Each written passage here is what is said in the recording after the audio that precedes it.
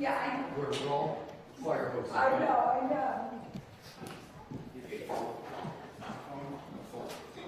Oh, yeah, right.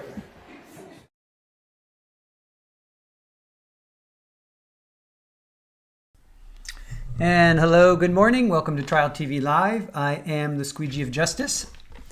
And with my sidekick, Superball. Nope, she's not going to make an appearance just yet. Maybe a little back scratch might get her to come on camera.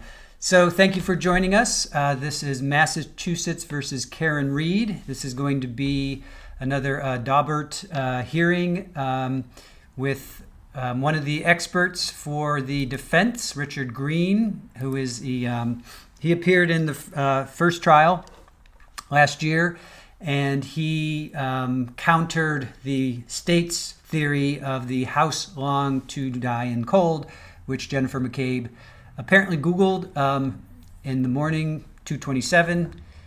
They were saying she Googled it at 6 when Karen Reed was shaking her. That's why she typed it in HOS versus HOW. So we do have a live feed, so I'm going to go over to that. Clear with Mr. Brennan. I think he's going to be okay with them, but I do. You're going to smile. So we have a feed already, people coming into the court. So while they do that, some of the attorneys are coming in. You see prosecution. There's Special Prosecutor Brennan.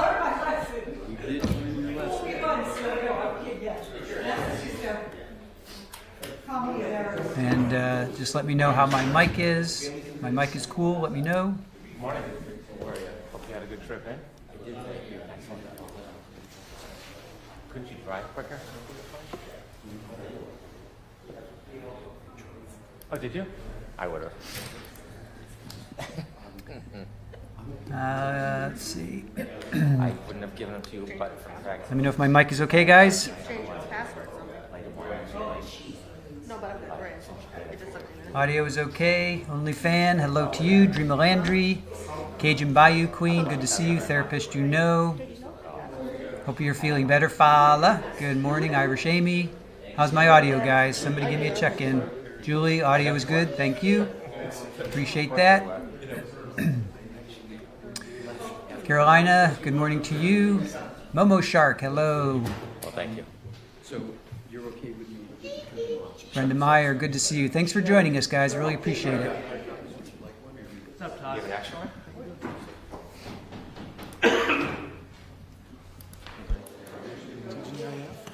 Yeah. So while we wait for everybody, oh, there's Mr. Jackson. We have testimony.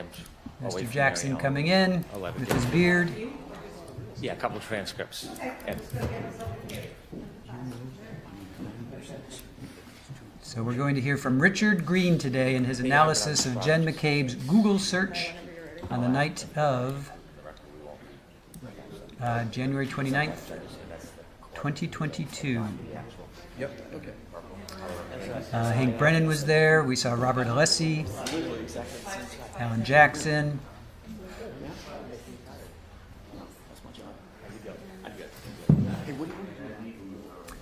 I'm hoping this will be ARCA as well. I don't know if they're included. They were talking about February 6th, the last hearing. They were talking about February 6th being all day for ARCA with a carryover to February 7th. But then they threw this one in on us, being today is January 31st of 2025. You have joined the meeting as an attendee and will be muted throughout the meeting.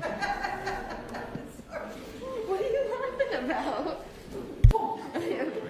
Back and forth, sorry. The host would like you to unmute your microphone. You are unmuted. You are muted. they did. So All right. Yeah, who are they calling? Let me check my. Who are they calling? I don't think we're. I don't think we're. It's about time. Okay, so then we'll put it over if you don't mind. And we're gonna come back anyway, probably in the next there's other, irrespective of your involvement. Yes, Father. ARCA is the engineers. Yep, those were the crash daddies. 6th or the 7th, 6th and the 7th might still be on calendar, just for labor. So ARCA is the crash daddies. And I think I'm gonna be in town. The ones that like to shoot Got flights. shoot things out of cannons. They basically created a cannon. Motion for clarification. Let's see, ARCA. Are they CCA, ARCA? Here they are. ARCA is Yes.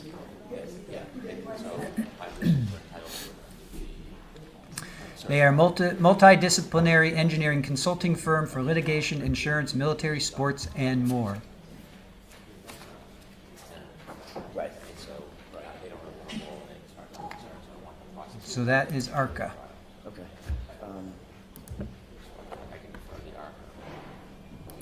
Okay. Yes, Father. We'll never forget the look on the one's face. We built a cannon. We did a short for that. Pretty sure we still have that up. I don't think we took that one down. The trans are pretty. I have it. That's for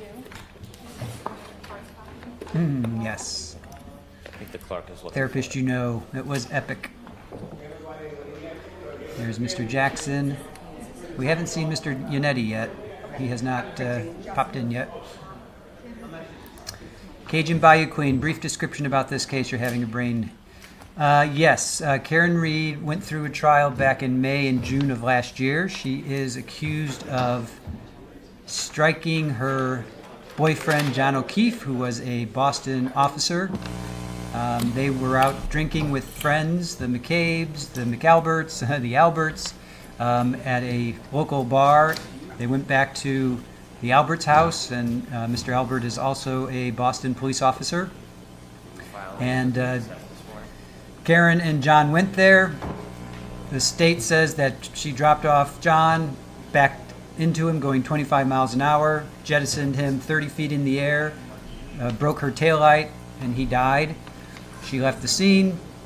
The defense is countering that she dropped him off. He went inside the house. There was a party going on. There was a fight. Dog possibly attacked him.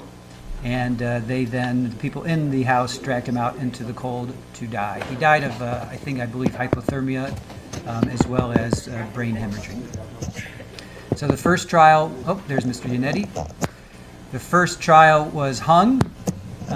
They deliberated, I think, over two days. It was a long deliberation, and they came back hung. But then 2 or 3 jurors have come out to say, that he was if they had gotten different jury instructions, that they would have all voted not guilty. So there's a lot of shenanigans going up there in Canton, Massachusetts. Hey, Joni, how are you? Oh, well, good morning. You back in? Hi. You remember now? Yes. You're welcome. Yes, this was the one where they were collecting, they being the state troopers, were collecting evidence in solo cups, red solo cups. They had a leaf blower out trying to get evidence in the snow. My goodness. What? What's up? Yep, Shirley Roth, the judge never asked to poll the jury. Because is this your true and correct verdict? They would have probably been like, no. Julie, you're saying you are eating red beans, rice, and biscuits for breakfast. What's wrong with that? Red beans and rice and biscuits? That sounds pretty good. Bend the mics. And who's the Prissy Pants? I'm not sure who Prissy Pants is. So we're about 2 minutes out. We'll see if Bev is on time. Laptop and all that, but no cell phone use whatsoever today. No cell phone use. It's a little better. Yeah, Jenny, there was so much sus. You think it's pretty sus? They inverted the video of her vehicle. Prosecution didn't say that. Defense brought it up. There is so much. The more you dig into this, the more you're just going to be like, wow, the state just is so corrupt up there. So corrupt, especially with this case. And there's other cases. It's not like Karen Reed's the only one. There are other cases that are happening that are just as bad. Their police work, because we watch a lot of trials, you guys, and we see what police work should be. And watching this compared to how police should, law enforcement should do their jobs and can do their jobs, they're just light years away different from what goes on in Canton. Yeah, so that one. Thank you.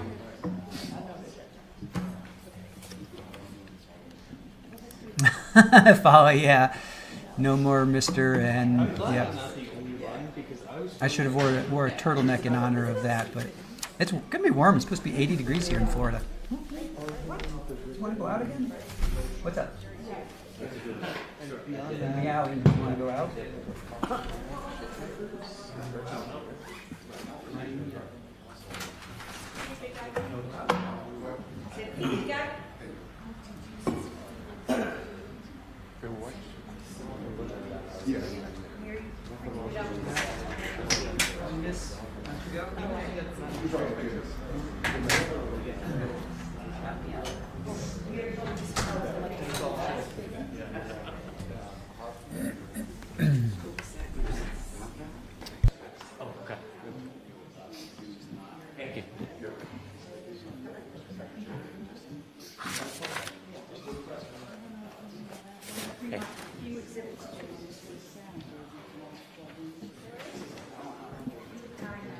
No, it's Sullivan. Okay, let's see. Yeah, Shirley Roth. Karen should never be tried again. There's a case where a cop in Boston impregnated a minor and is now unalived. Yep. And they tried to make it. Yeah, Sandra Birchmore, as Aaron reminded me. Yep, that's another case. Hey, Rachel B., how are you? Let's see. Good morning. Been reading about these motions. More from the state to bleed Karen dry. Yep. Let's not forget, Karen does have a pretty healthy GoFundMe, if you will, going on. So that's a good thing. Yes, therapist, you know. Sandra Birchmore, lots of the same players as this case. Agreed.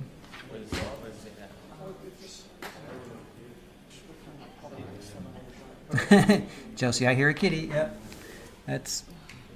She's right back there. That's the kitty you hear. Let's see. Right there. Little kitty. That's Polly back there. I'm not sure what exactly she's carrying on about because she literally just came in. So, I don't know. Let's see. Nope. Dang it. Okay. Something like that. Oh, here comes Karen. All right. Miss Reed is in the courtroom. Rachel B., I think they will emotionally wear her out. They're wrong. This is her mission, not just for herself at this point, but for the state and country. I agree.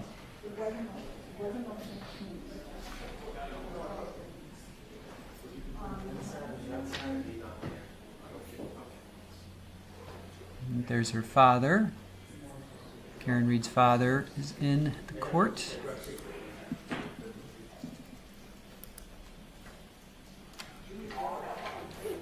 Ready for me? Take that for me. Come to you. She is always a classy dresser, no matter your personal opinion of her. I agree.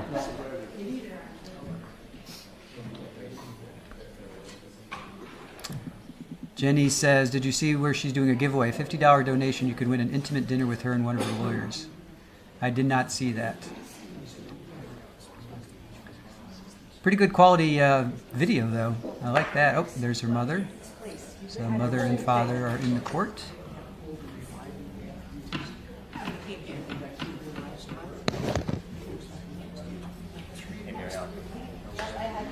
Oh, hey, David. Well, Deanna, that's the question. How does the CW not see their retrying Karen? That retrying Karen just makes them look bad. That is the million-dollar question. Rachel B. also, we know Karen Reed is an intense case with varying opinions. Let's keep it classy, squeegee style. That is true, guys. That is true. We respect each other's opinions, but we don't attack each other.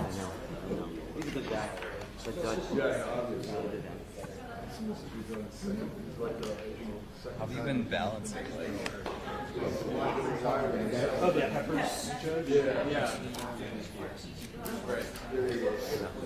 All right, I think I'm going to go quiet soon. Bev should be coming in soon. Judge Bev Cannone. Okay, anything for me? Yes. What do we have for exhibits? So we have all the players in position. Defense. Okay. Have another transcript on the way up. Laura's bringing it, and then there are. Do we attach both reports to the motion? We have. So this is specifically to hear from the Google expert for the defense to see if he is allowed to testify. He testified in the first trial. This is to see if he'll be allowed to testify in the second trial. I just couldn't find it. She does. And the same thing is what they did with Dr. Russell. They're just going to, pepper him with questions to, State's going to attack his credibility, obviously. The defense is going to say, he testified in this first trial. Oh, and there's Turtle Boy, Aiden, walking past, looking dapper in his gray sports jacket. The folks that just showed up, please, no cell phone use whatsoever, even during sidebars and breaks. I don't want to see a cell phone out at all. No cell phones. I just brought the attorney. Thank you. All right, I am going to go. Oop, oh no, what happened? Oh, no way. We just lost the feed. Seriously, guys? To me. Okay. All right, I'm going to go radio silent. I'll see you guys when they take a break.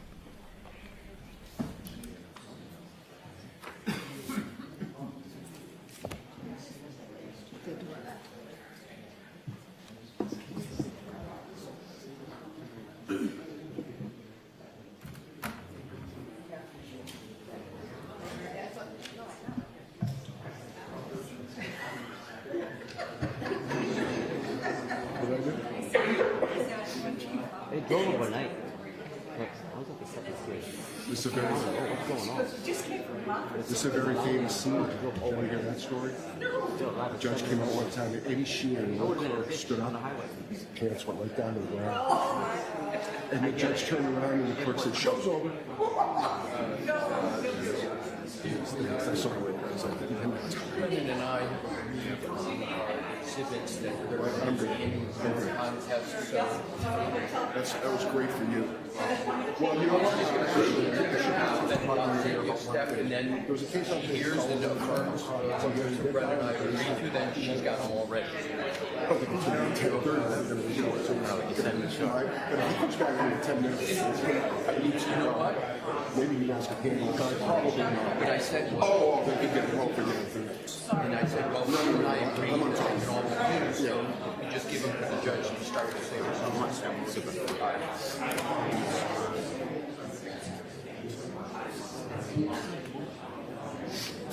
Oh, thank you. Who's better than you? I thought he was going to do it for me. You're always back, and you want to make sure it's not just 98% death. You're a gentleman. The opposition. And then the Commonwealth. Okay, that's it. Your bar is printing you a right. They're coming in now. That's right. That's right. Thank you. That's right. The bar is printing you a copy right now. Okay, got it. Got it. I think I put everybody on. Got it. Okay. Got it? Thank you. Okay, yeah, of course. Mr. Lally, how are you, sir? Yeah, it was great. It's not.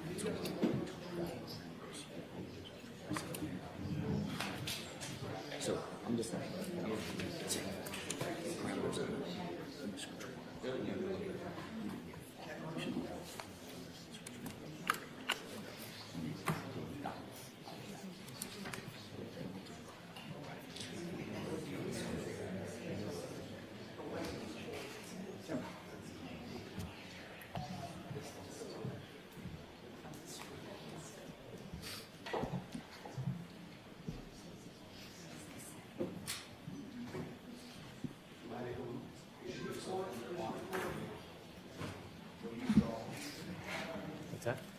I'm good. What's that? Has anybody checked to make sure the mics are not on at our table with the TV people?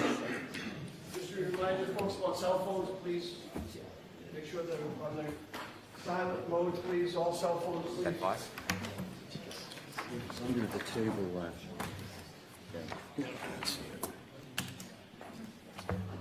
That's okay. Thank you.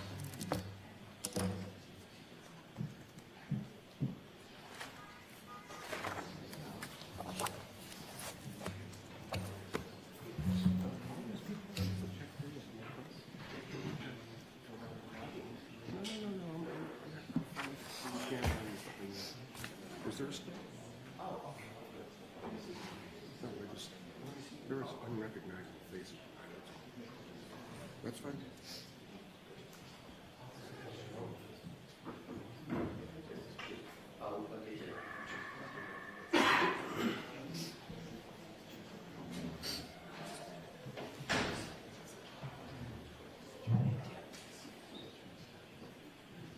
I'm gonna pop first this morning if you're okay with that. Oh, yeah. These are small. But it's gonna take them. Shake.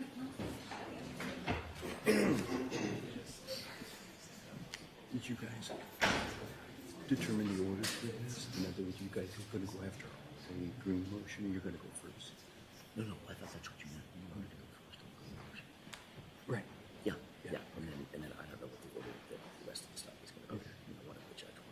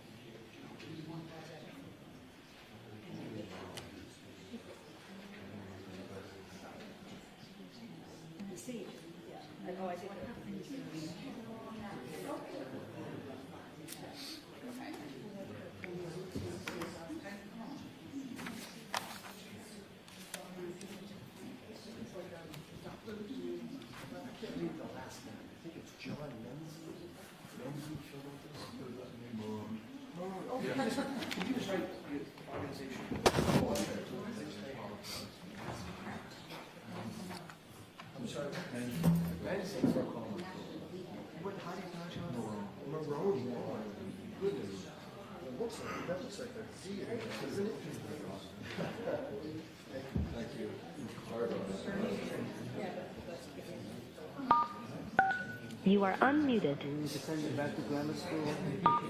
Penmanship. You are muted.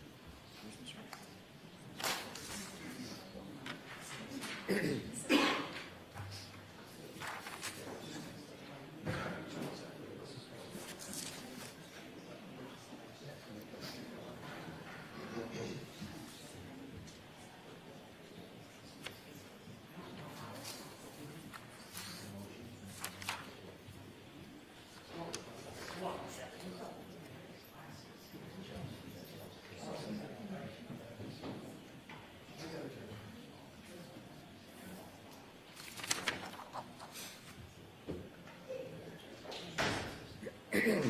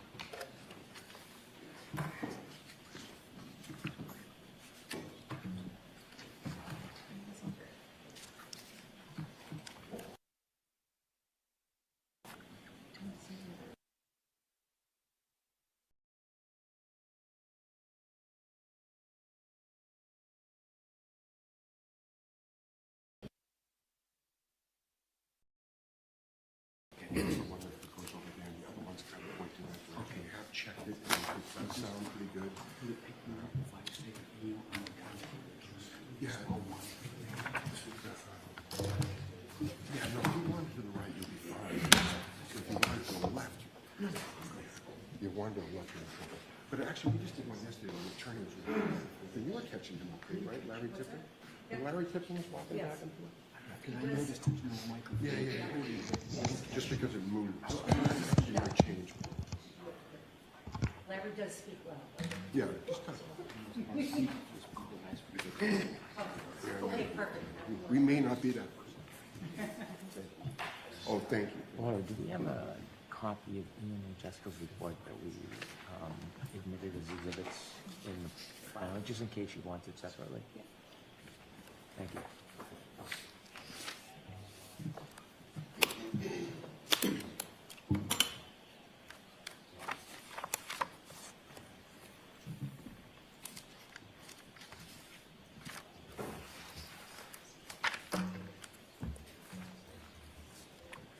You channel 10?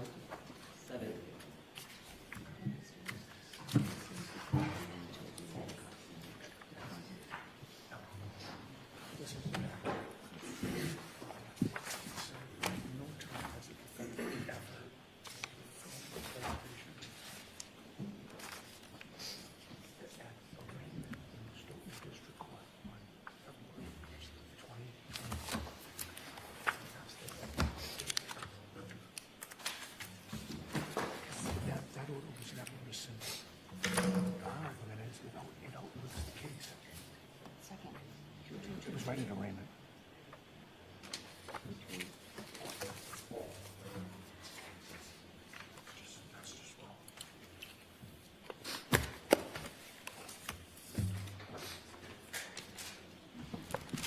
All right, to the court, please.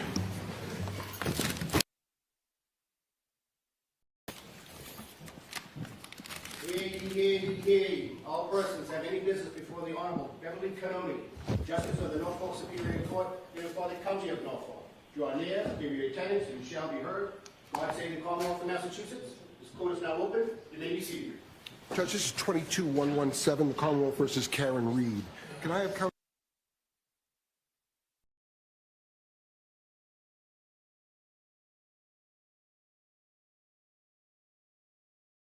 Good morning, Your Honor. Hank Brennan for...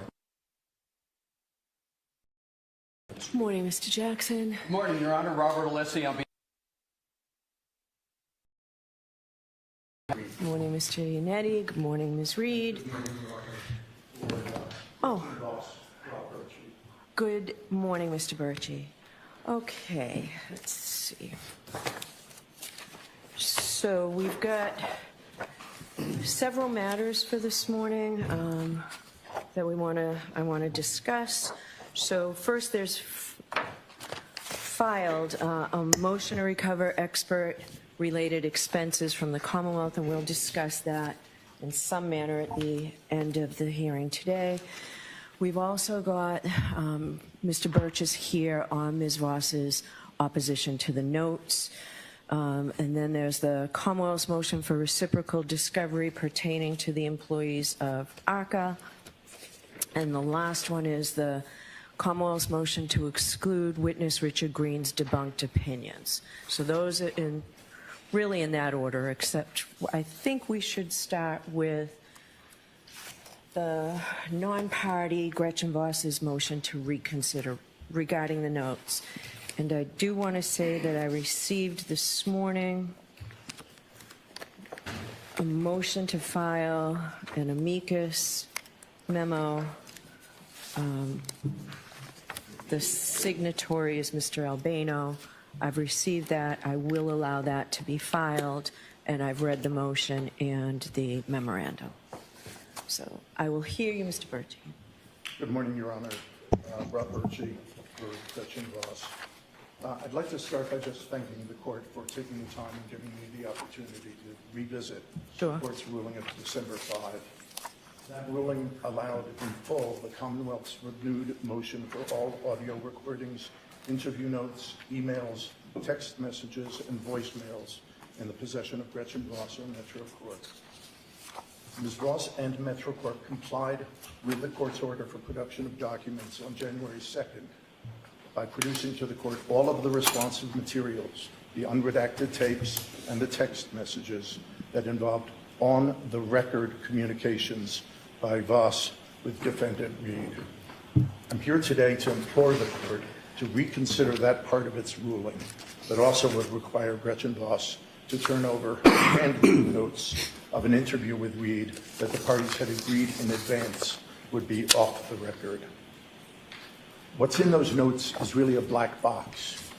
The Commonwealth has provided no information indicating what it believes the notes will reveal, or why it has You are unmuted. particular reason to delve into them.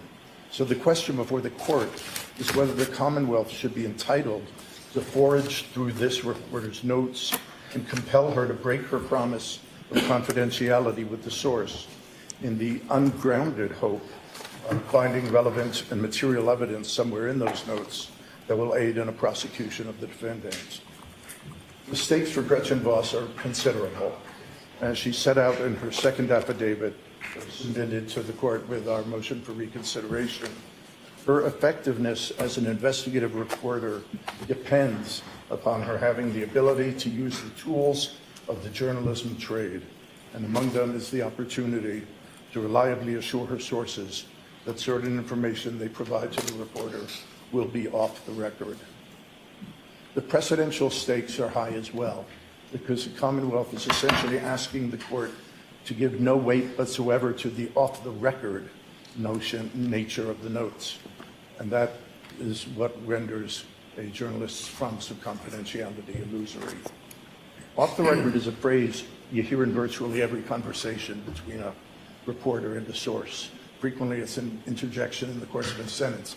This is off the record.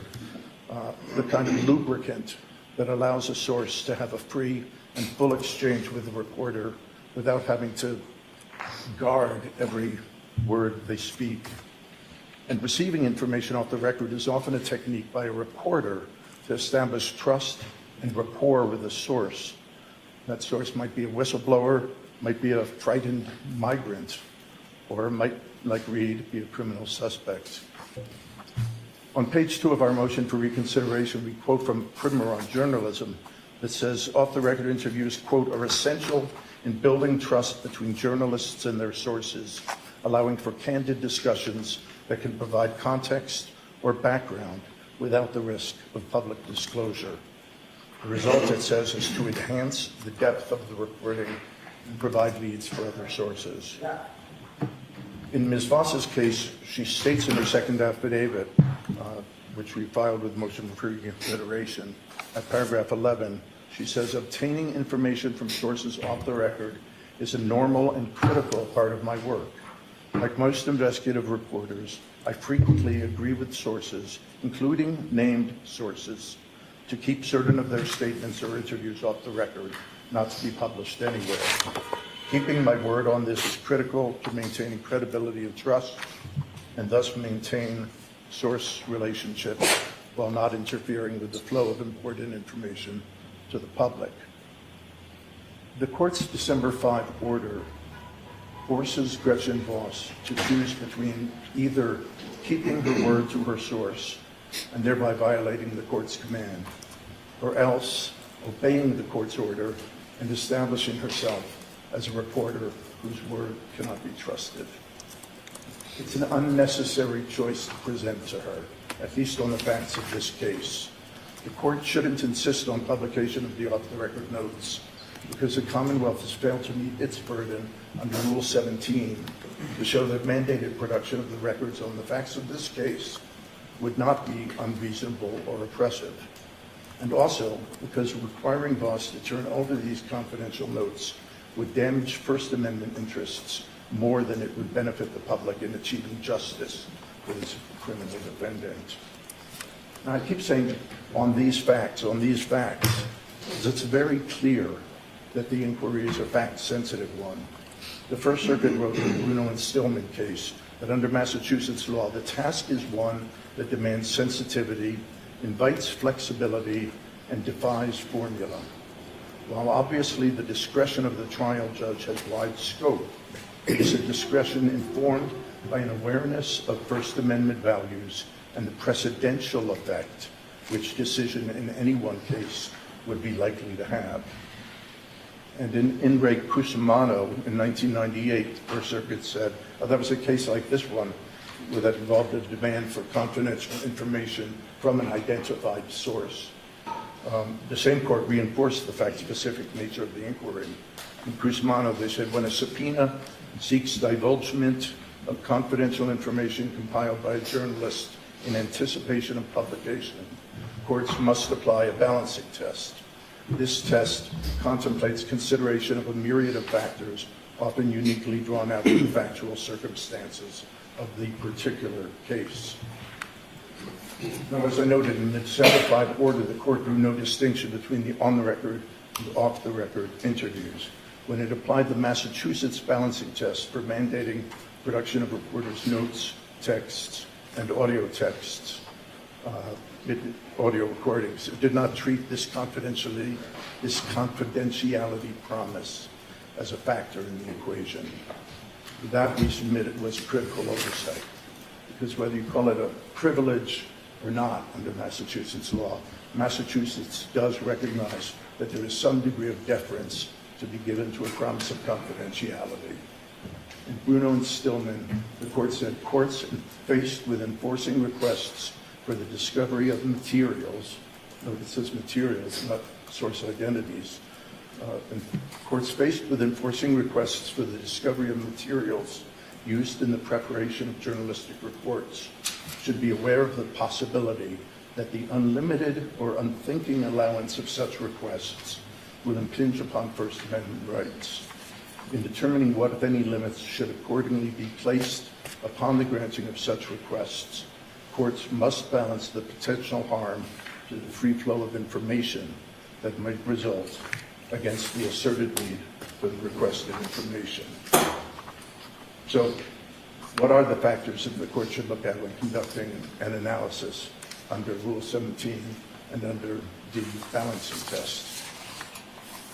Taking Rule 17 first, set out in the LaRouche case, they cite the Nixon case, where the Supreme Court ruled that in order to require production prior to trial, the moving party has to show, number one, that the documents are evidentiary and relevant, number two, that they're not otherwise procurable reasonably in advance of trial by the exercise of due diligence, number three, that the party cannot properly prepare for trial without such production and inspection in advance of trial, and that the failure to obtain such inspection may tend unreasonably to delay the trial, and number four, that the application is made in good faith and, critically, is not intended as a general fishing expedition.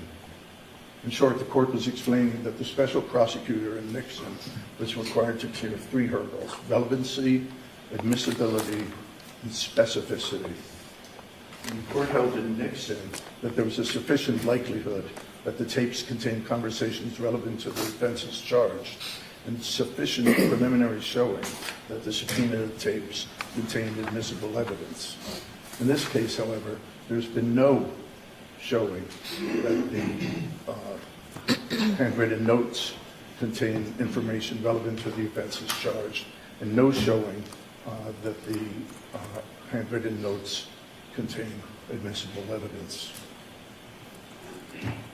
When you apply it to the facts of this case, there is uncertain relevancy of the information in the off-the-record notes. Not seeing them, it's hard to know whether they're relevant or not. But there's no specificity whatsoever in the form of a preliminary showing by the Commonwealth that the notes contain admissible evidence. Compare that to the materials the court ordered disclosed. The court found that there were indications in the redacted audio tapes that when unredacted, the tapes would contain relevant and admissible evidence. That's on page 5 of the court's order, which says the Rule 17 standard is satisfied, not only based on the tapes. But there's no examination whatsoever of whether the interview notes would be anything more than a fishing expedition. To the contrary, the fact that nothing from that interview that resulted in the handwritten notes, nothing from that interview was used in the story. And that would suggest that the interview did not contain significant relevant information. As to the balancing test and the First Amendment interests, here too, the December 5 order ignores the on-the-record, off-the-record distinction. That distinction matters. Confidential information is extra protection because, as stated in LaRouche, disclosure of such confidential material would clearly jeopardize the ability of journalists and the media to gather information, and therefore would have a chilling effect on speech. The court in LaRouche identified First Amendment interests that militate against disclosure of confidential information. One was the threat of judicial intrusion into the news-gathering process. Another was the disadvantage of a journalist appearing to be a research tool for the government.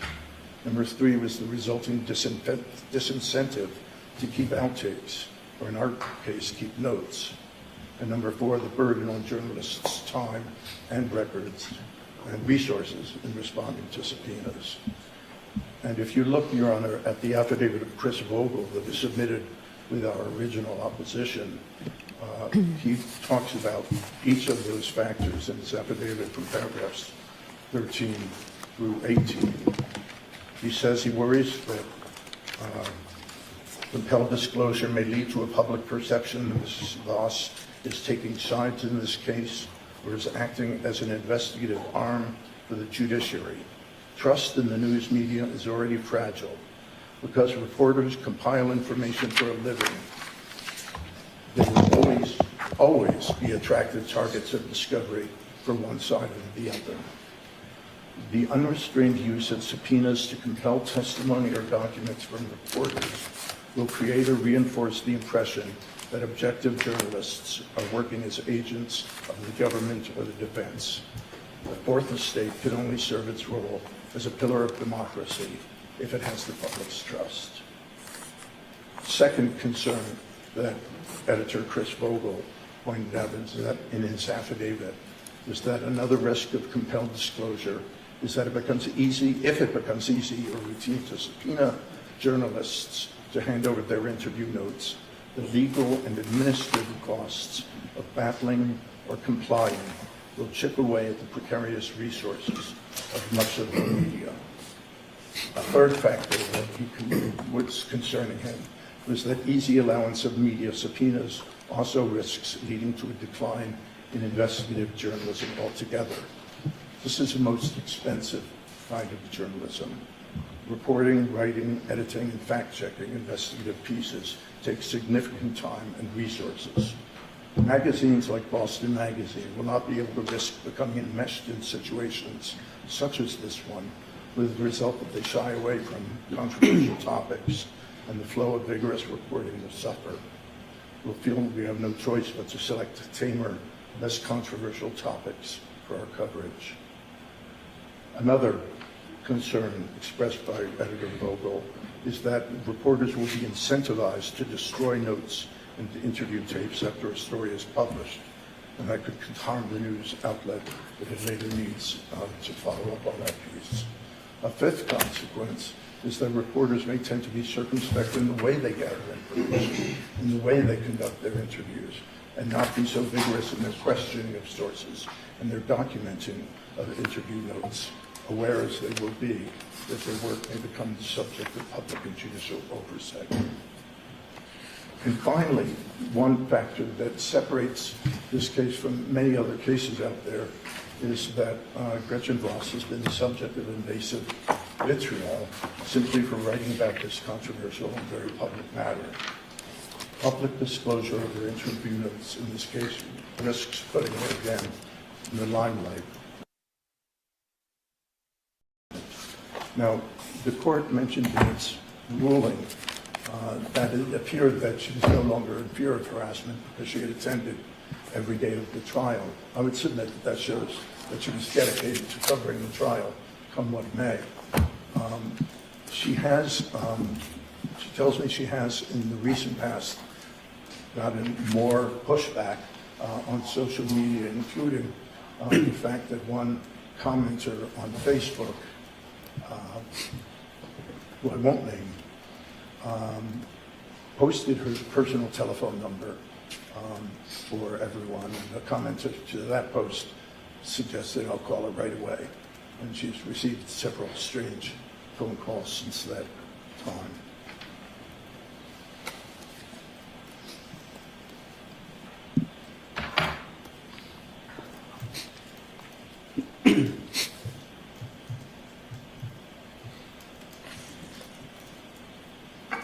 because of the disproportionate harm to First Amendment and Article 16 interests caused by production of the confidential interview notes, we ask this court to consider its December 5 ruling and deny that part of the Commonwealth's motion that seeks those notes. All right. Thank you very much. Thank you, Your Honor. I do have one point to make to you, Mr. Bertsche. In the amicus brief, or the memo that was filed this morning,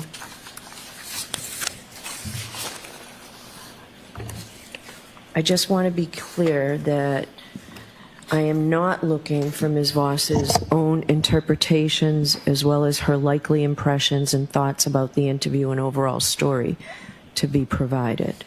But it makes sense to me, and I'm going to hear from the Commonwealth, and if you want to respond first, that any information that reflects or relates to conversations with the defendant must be turned over.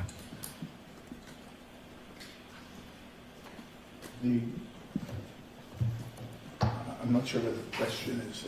So I'm not looking, the amicus brief and your argument suggests that if I order these notes to be provided, and just to be clear, I do appreciate that they were provided to me to review in camera.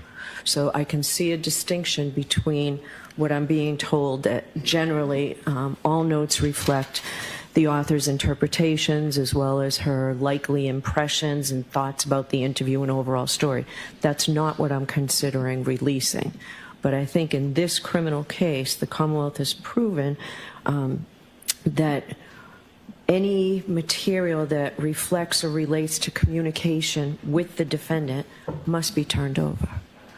So what I'm going to propose is that I do believe that there's some material in these notes that I don't need to provide to the Commonwealth, that I don't need to order be provided to the Commonwealth, that are just sort of observations. It's the communication between the defendant that's critical here. So I'm going to give you the opportunity to propose redactions to me. I have the notes, and you can propose redactions to things that are not reflective of communication with the defendant. Observations, things of that nature. Well, Ronna, there's nothing in the interview notes that is reflected in the story except architectural details, that there was a rosary on the bureau, or the wall was blue, or whatever it might be. And I went through the notes with this question in mind. Can you separate the impressions, integrity of the thoughts of the writer from the statements of the interviewee? And I don't think they're distinguishable. I think they're all melded together in one. And frankly, it's her selection of questions that she asks Ms. Reed that gives an eye hole into what her thoughts are about the case. She shouldn't have to produce that work product. And the Commonwealth hasn't shown that there's any more relevancy to these conversations with Gretchen Voss than there would be with any other conversation that Ms. Reed had with anyone else. There's no reason for the Commonwealth to be going after Gretchen Voss as a reporter for this, other than the fact that she's a reporter and she's done the investigative work already that presumably the Commonwealth has already done. Okay. Thank you. Thank you. Commonwealth? Your Honor, I'll simply say we defer to the court's judgment and whatever limitations the court imposes. I have no further argument. Okay. All right. So I'll take this under advisement. Thank you. All right. So paper 442. This is the Commonwealth's motion for reciprocal discovery pertaining to employees of ARCA. And I know from when we were last in court, the Commonwealth was perhaps having conversations with the federal people to see if you could get anywhere with this. Is there anything I need to know in that regard? And if we need to do it at sidebar, we can do it at sidebar. I don't think there's a need, Your Honor. Okay. Although it's not incumbent on the Commonwealth to pursue Rule 14 discovery of a party that's going to proffer an expert, Commonwealth made best efforts anyways. I filed a TUI letter, and I was unexpectedly not disappointed when I received a response last night. It's insufficient, it's inadequate, so the issue of pursuing Rule 14 discovery through the proponent of the expert, that being the defense in this case, is something that is a matter we're going to have to address. Okay. I did speak to the defense this morning. Since the TUI letter came last night, they have, I don't want to speak for them, but have asked if we would consider some time so they can respond. I am content if it gets deferred until the next date, but it is an argument that needs to be made. Okay, who's arguing that for the defendant? Good morning, Your Honor. Morning. I agree with Mr. Brennan's recitation of our conversation this morning. If it pleases the court, we did get that TUI letter. I was copied in on that letter late last night. Reviewed it last night. I think that it'll be incumbent for me to at least analyze that letter in a little bit more detail and utilize that letter in my response to the Rule 14 argument. So if we can have another date. Sure. Well, we have next week, Thursday and Friday scheduled. That's what I was thinking. So we'll do this next week and come up with proposals on how we can certainly not violate anything that the federal court has said we can't do, but ways that we can go about it. We'll be mindful. All right. So if you can work on that, I'd appreciate that. Sure. So I will take the lead from the two of you on that. Thank you. Okay. All right. So this brings us to the Commonwealth's motion to exclude defense witness Richard Greene's debunked opinions.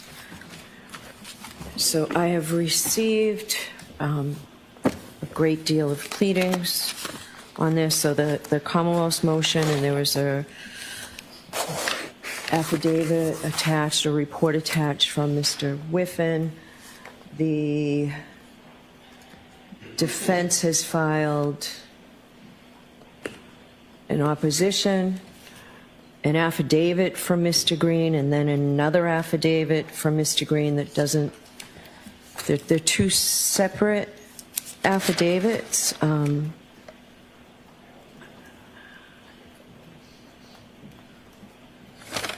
And the affidavits are clearly different in substance, so I'm a little, I don't know what you want me to think about that, but why don't we hear the Commonwealth on its motion first?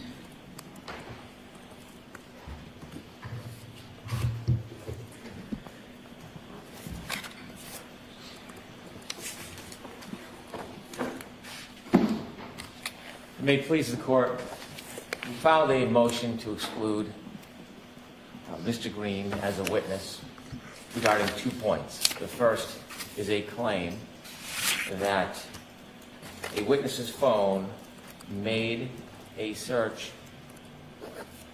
for a phrase to the effect of "how long to die in the cold" at 2:27 a.m. And secondly, to exclude an opinion that there was some type of intentional deletion of that entry. This case, I propose, on behalf of the Commonwealth, is appropriate for a Lanigan hearing. At that Lanigan hearing, I suggest that Mr. Greene should testify and answer questions about his affidavit and his opinions that he would like to subject the jury to. In fairness, the government would call an expert as well. If this case, as the court proposed, potentially is scheduled for next week, Mr. Whiffen would not be available, but Ms. Hyde would be available, and I would call her as a witness. Mr. Whiffen, if necessary, is available later in the month as a witness. My suggestion is there should be 2 witnesses, Mr. Greene and 1 witness from the Commonwealth. The Commonwealth witness will be able to explain the science, the data, forensic science, and methodology. And Mr. Greene, I suspect, should be in a position to explain his ultimate opinions because what we see in his affidavit is an absence of methodology. Mr. Greene has filed 2 affidavits in this case. They are very similar, but there are very significant changes to those affidavits. And it stands out as very interesting, the changes to the affidavits, when I look at them. On number 3, he changes his characterization of what his profession is. He originally calls himself a forensic technician, and then the updated affidavit cites that he's a computer network technician. Now that is odd, because usually a professional knows what they do for a profession. Simple explanation of what he does stands out. Also stands out when using technical terms. They either were wrong or changed from the first affidavit to the second affidavit. For example, number 9. He talks about the download as a full file system extraction, then changed to an Apple iOS full file system. My point is that when you look, this isn't simply misspellings or poor grammar. There are terms of art that are wrong between the affidavits or changed. When you're using the terminology of an item that is a forensic tool, such as gray key, it is spelled wrong throughout the affidavit. And so it seems to me that Mr. Greene's affidavit had some assistance in building it. And the tone of the affidavit supports that thought. When we look at Mr. Greene's affidavit, it is not that of a forensic examiner, it's that of an advocate for the defense. When we look at his affidavit, there is quite a bit of advocacy and insinuations and surmise and conjecture and claims that have no factual basis. But there is little on methodology. In ways, it is a very dangerous affidavit to simply make assaultive comments that a user did something, purposely deleted a very important phrase, how long to die in the cold, without any forensic data or evaluation or validation. Similarly, when we look at his affidavit, it is replete with accusations suggesting, but never proving, never providing fact, that there was some type of manipulation or tampering with evidence. Now, this is not the role of a forensic examiner unless there is proof, in fact, that happened. But when we look through his entire affidavit, we don't see any attachment of raw data, or we don't see an updated report. We don't see any viable information that in any way supports his speculative accusations. And so the defense, without having an opportunity for Mr. Greene prior to trial stand behind these statements under oath, would like him simply to come before the jury, make these salacious comments, and then leave it to the government to knock it down. And that might be a common view in the transcripts of this case, but the Commonwealth does not intend to simply let evidence come in that's not qualified, that's not factually sound, and then go knock down glass houses. That is not the approach the government is going to take to this case. If Mr. Greene is going to testify, he should have a report that is factually based with methodology supporting these claims, these narratives that he's proposing. Considering testing in this case, there are certain tools that are used. The defense wants to propose that there is some type of race that Mr. Greene looked at or used more tools than a Commonwealth expert. The tool is simply software. A good analogy is that of an X-ray. Anybody can take an X-ray, but it takes an expert then to interpret the X-ray, to interpret the data. In this case, Mr. Greene, in his affidavit, proposes that because he used a number of tools, because he has a number of X-rays, that somehow there's significance to it. But what it lacks is a forensic analysis of that information. And it is clear in his affidavit that it lacks that. He cites 2 opinions. His first opinion is based on Cellbrite processing and Axiom processing. I'm not going to go through all the little details that we dispute or go through a technical assault on each point, although that the overall idea of this evidence is why this should be subject to a Lanigan hearing and why we are willing to call our own expert as well, so that the record is clear and the science and data is clear.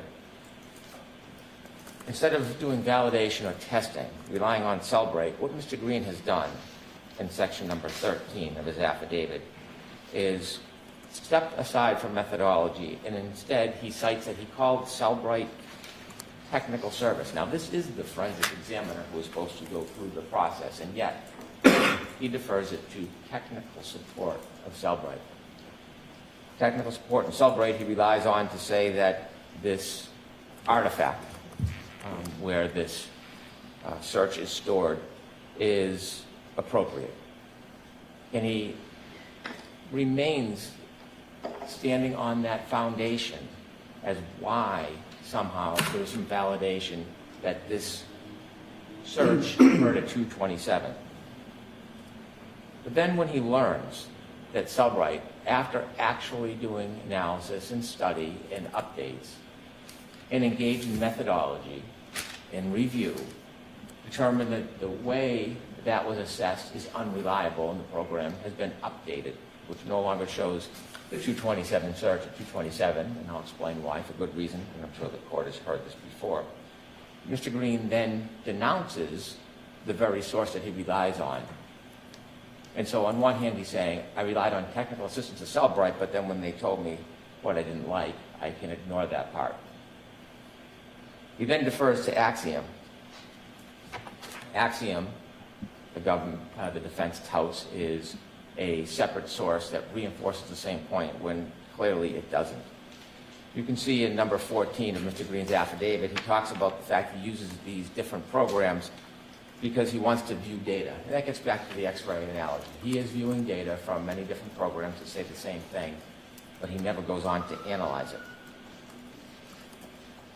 What is troublesome about his affidavit in section 14 is he attempts to use resource material to convince this court that rather than methodology, these summary statements are something that the court should rely on.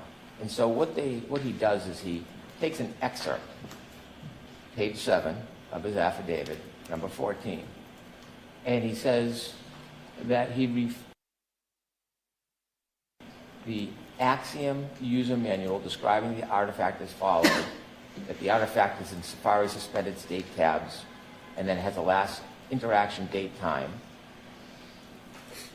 and the date and time of the current tab state when it was last interacted with on the local device. And so he's taking a piece of the manual, they don't introduce the manual, and he tries to use that to buttress that this search happened at 227. What you're not offered is that in the Axiom notes, in their artifact reference guide for the description of Safari suspended state tabs, which he's referring to, and this is the death knell, really, for the analogy that the defense tries to make. The Safari suspended tabs contains the current state of each browser tab in Safari that is currently open on the local device. The date and time are only updated when the user interacts with that tab on the local device.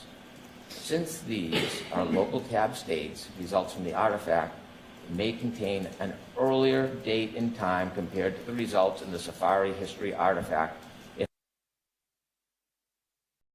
multiple devices on one iCloud account. And so, by Axiom itself, it makes clear that an artifact in a tab can reflect a time that is much earlier than the actual search. And this has been presented to the court, and we've provided the trial transcripts of Ms. Hyde and Mr. Whiffen. When a tab is open, many tabs can be open, it is open at a particular time, and if that tab is reused, the original time will imprint. And so, certainly Mr. Greene knows of the Commonwealth's argument. He knows of the opinions by Mr. Whiffen and Ms. Hyde because he takes shots at them or makes mention of them in his report, and yet he does nothing as far as validation to consider the arguments and dispel them. He does nothing in his affidavit to address the methodology. Quite to the contrary, when you see Mr. Whiffen and Ms. Hyde's reports, it isn't baseless opinions and advocacy of a side. When you look at their reports, it is replete with methodology, fact-based, information-based, the study of the particular device at hand. The contrast between the actual use of methodology that is reflected in Ms. Hyde and Mr. Whiffin's report and this affidavit is so clear.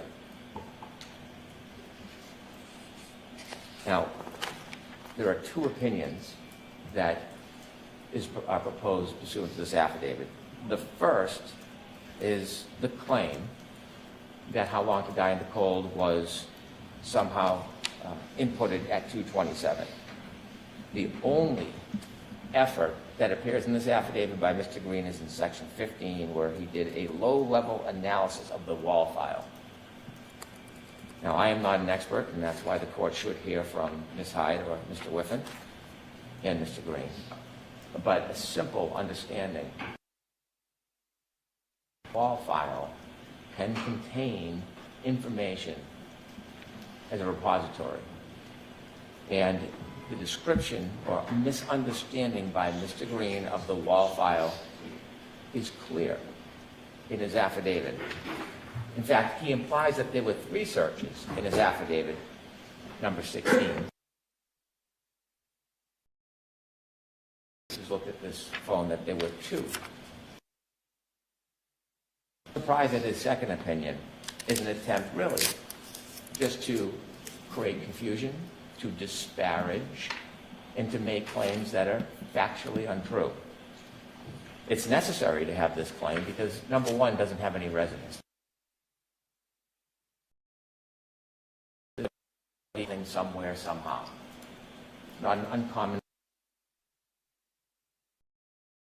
The claim, or the opinion number 2, the defense would like the jury to hear, is that somebody somehow, whether it was a person, presumably the witness in this case, or the police somehow manipulated the phone. I dare say there's no evidence to support that. And yet, in an affidavit under oath to the court, in an attempt of advocacy, this witness is comfortable and willing to promote a claim that has no factual basis. If a witness, an expert, is going to promote in an affidavit a claim with no factual basis, we should not trust, without vetting that witness, that their other claims have any merit or value. In opinion number 2, this expert, so-called expert, takes the liberty to say that the McCabe cell phone could have been manipulated. Not that it was, not that I did a study, not that I have a fact. It could have been manipulated, then rehashed after manipulation with the PDF being modified. Wow. An extraordinary conspiracy in the world of forensic science to be able to accomplish all of those tasks. So if he has no basis in fact or methodology, no good faith basis to make this assertion, why is he? Why is he? It is because the claims he makes in opinion number 1 are so scientifically and forensically unsound. This is a tactic to confuse the issue. And think about the import of this baseless claim by Mr. Greene. It is suggesting that a witness with no other evidence whatsoever was involved in a conspiracy to murder somebody. That's the implication that he wants the jury to be confused by. Otherwise, there'd be no other reason to make the suggestion. That is an extraordinarily harsh claim when you don't have any facts. Now, how could one cause manipulation? There is scientific ways that could be explained how manipulation could occur, but we don't see any of that in this affidavit because it didn't exist in this case, because there was no deletion or manipulation by the witness. There was no manipulation by the police who processed this phone. If there was, there would be some proof.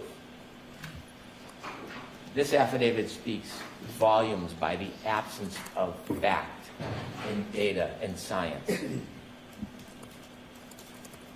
Mr. Greene does nothing to try to demonstrate that there was user deletion on this phone or that there was manipulation by the police. When you look at the data in the phone, the question arises, Why is there a 624 search and not a 623 search? The phone stores the last entry into the tab. It's not just science, it's common sense. Common sense that Mr. Greene ignores. And so not being able to prove user manipulation, because it didn't happen, he turns to police manipulation. And he says that there can be a problem where the hashes don't match, but the problem is the hashes do. They match. He complains that he did not receive the PDF when he received the download. And because there was a production at different times, he then sprints out into a different universe and suggests that somehow it must be because there's manipulation. And again, doesn't prove it. There's actually ways that a real forensic examiner can look at the PDF, the gray key file, and the phone and determine whether manipulation occurred. There's a program called XMP and another one called Magic. The Commonwealth's expert witnesses went through that process. No manipulation. But Mr. Greene doesn't even go through the process to disprove his own theories. If he used methodology, he could simply dispel his own claims. It's either he doesn't understand the forensic technology to do that, or he chooses not to do it so he can just posit hand grenades throughout the case and let them resonate wherever they fall. In an attempt to create some doubt or uncertainty or merit some conspiracy, he lists a number of what he calls anomalies, which are really not anomalies at all. I could go through each one of them. I could give a difference of opinion. I could show that Mr. Greene's anomalies have no basis in fact, but suffice to say, I think this should be done by qualified experts, and that's why there should be a Lanigan hearing. There is such misunderstanding of forensic science in Mr. Greene's claims and anomalies. If he's going to make these assertions before it goes before a jury, he should sit in the witness seat under oath, as the Commonwealth witnesses should as well, and he should justify, explain to the court why he did not engage in methodology and how he has come to these extraordinarily baseless, inaccurate, and prejudicial claims. The Commonwealth has to, the court rather, has to look at Lanigan and whether or not a hearing is appropriate in this case. When we look at the different non-binding factors of Lanigan, we look at number one, whether it has been generally accepted in the scientific community. The software has been generally accepted in the scientific community. So hasn't the effort of a forensic examiner, the expertise. And the defense complains in their motion, the Commonwealth has not properly addressed the methodology of Mr. Greene. Well, the reason why is Mr. Greene does not provide any methodology. So this is the way to address the methodology. Number two, the opinions have been or can be subjected to testing. Well, we see Ms. Hyde and Mr. Whiffin's report directly contradict the assertions, the unsupported assertions of Mr. Greene. There is no testing that his opinions have been subjected to. There is no peer review. There is no other alternative support for his opinions. They're just broad, baseless claims. Number three, has been subjected to peer review and publication. Certainly the science, the forensic science has, the software has, but the interpretation and Mr. Greene's interpretations, it hasn't been subjected to anything. In fact, it changes. Has an unacceptably high known or potential rate of error. Well, if we see and read Ms. Hyde and it's just a high level of error, it's gross error, it's total error, it's wrong, and is governed by recognized standards. Well, if you look at the history report that the defense filed as an attachment, it talks about a forensic examiner's obligations to verify, to test things that Mr. Greene didn't do. Their own report that they offer in support undermines the idea that Mr. Greene did anything to validate or support his opinion. And as we see from both Selbright, he does not follow the protocol. He does not follow axiom or the guidance that they give him. He sidesteps both of them to give the opinion he wants to advocate for the defense. At every turn, positions of Mr. Greene are not only unsupported, they're unverified. And so what arises from this subterfuge is that Mr. Greene is really just a vessel, or an attempted vessel, for the defense, third-party culprit defense. It is not lost on me, I'm not unmindful of the data on the phone being a search how long Diane Cole that occurred after 6 a.m. in that morning coincides with first responders' testimony that the defendant herself was asking these very same questions around that time about Mr. O'Keefe and how long he could survive Nicole. Under the extraordinary broadness of circumstances, in the depth of the amount of witnesses and information in this case, it is hard to think that that just happened by happenstance. That there is a inquiry, something forming in the mind of the accused, is then shared with the witness, Ms. McCabe, and in response, she makes the search, which is entirely supported by all the credible forensic evidence. If Mr. Greene is going to be a witness in front of the jury in light of the fact that he has no methodology and he's wrong on the science, in addition to the fact that he wants to now appear as advocate for the defense and accuse everybody and anybody without articulating who, just anybody other than the defense, he should have to stand behind those claims under oath. And so I'm asking for a landing and hearing. We are not shying from our burden. We're more than happy to bring in a witness so the court can contrast the two. Thank you. All right. Thank you. Mr. Alessi?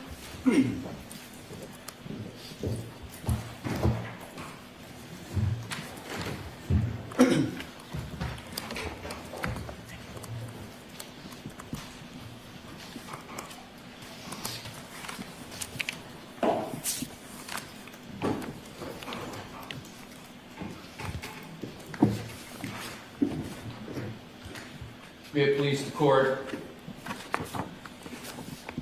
Mr. Greene is eminently qualified to provide testimony in this case with regard to the subject matter that has been challenged by the prosecution in this case, and that is with regards to the search house long to die in Nicole that occurred at 2:27:40 a.m.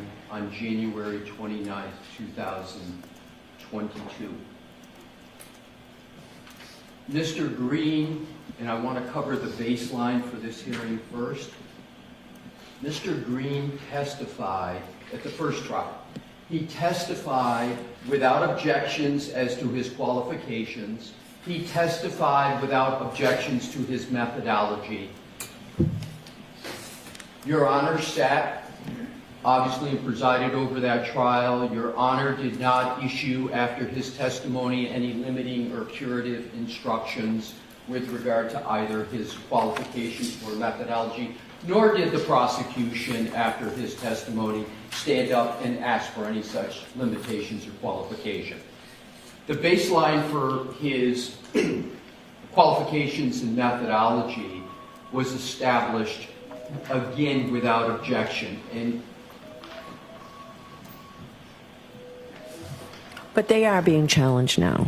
I was just waiting, Your Honor. They are being challenged now, but the reason I state that is because what Mr. Greene has provided in response to this motion is even more detail than what happened in the first trial.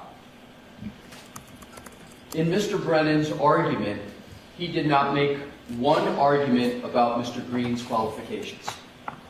Zero. So I'm assuming, because there's nothing in their motion that even goes into why he might not be qualified. So to me, Your Honor, that's a tacit concession, if not expressed, that he's qualified. And of course he has to be qualified in digital forensics because there are 5 other areas of digital forensics opinions and methodology that Mr. Greene is testifying about that has not been challenged. So to me it is rather odd right off the jump that There's no challenge to 5 other areas of data forensics, and there's just this challenge to one aspect of his whole testimony and opinions. I have provided Your Honor with 2 exhibits demonstrative in support of my oral argument. Exhibit 1 is entitled Digital Forensics Methodology Regarding Subject Artifact, and Exhibit 2 is entitled Digital Forensic Product Tools Used by Witnesses. The Commonwealth has agreed to my use of those exhibits. They had some, I agreed to theirs. And I would like to, Your Honor, use those in a moment. The Commonwealth, in its oral argument, said 10 times just now that there's no methodology and that Mr. Greene does not articulate a methodology. That is incredible to me because the opposition and Mr. Greene's affidavit, in fact, are replete with the methodology. And here is the key, Your Honor. While Mr. Brennan challenges the methodology, none of his witnesses, neither Mr. Whiffen nor Ms. Hyde, challenge the methodology. As a matter of fact, in their 2 reports, neither of them even describe Mr. Greene's methodology, nor do they challenge it. And of course they can't, because it's the same exact methodology that they use. And that's what I would like to go to now. Exhibit 1 is entitled Digital Forensics Methodology Regarding Subject Artifact, J. McCabe iPhone Data. And I prepared this. This is just what's in our opposition. It's in Mr. Greene's affidavit, but it summarizes what the methodology is that we're talking about here. What is that methodology? Step 1, you receive, and this is to answer the question about what is the proper interpretation of the artifact in question that everybody agrees is the artifact. Step 1, receive a full file system image of extracted data from the Commonwealth. For example, the defense received it on a USB thumb drive. That's undisputed. If you look at the reports of Ms. Hyde, you look at the reports of Mr. Whiffen, they all say they received a full file system image of extracted data. So step 1 in the methodology that everybody agrees to, everybody agrees that occurred. Number 2, verify hash signature value of image file of data received. This is very important because hash values with regard to forensic data is extraordinarily important for it to be proper because it's the signature, the fingerprint, that allows data forensic examiners to be sure that the data that they're giving is sacrosanct. It is not possible for manipulation. The Commonwealth just said that Mr. Greene has hurled several accusations without a basis, one of which regards the potential for manipulation of data. And it's remarkable that there is even an issue about this dispute. Mr. Greene did put in his affidavit an unprecedented situation, and it is this. Mr. Guarino, Trooper Guarino, in his April 2023 report, which is an exhibit to our opposition, states that when he got the phone of Ms. McCabe, he used Cellebrite UFED, a tool of Cellebrite, to image the phone. And that's all he sent to the defense in the beginning. Why is that unusual? Because what happens in every case, without exception, is that the law enforcement sends the raw image, original data that has the hash signature on it. And the hash signature is an algorithm that produces, they call it, in this case, SHA-256. What it is it's a stamp of reliability that says As soon as we got this data, we immediately processed it the proper way and put a hash signature so that there can be no contest. What the Commonwealth fails to tell the court, Your Honor, is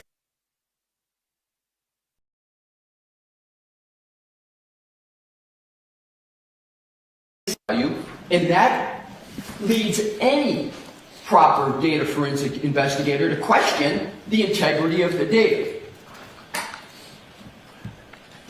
If you turn to, Your Honor, Mr. Whiffin's very long December 2024 report, which is Exhibit 1 to the Commonwealth's motion on page 3, and I'm going to read it verbatim. This value is talking.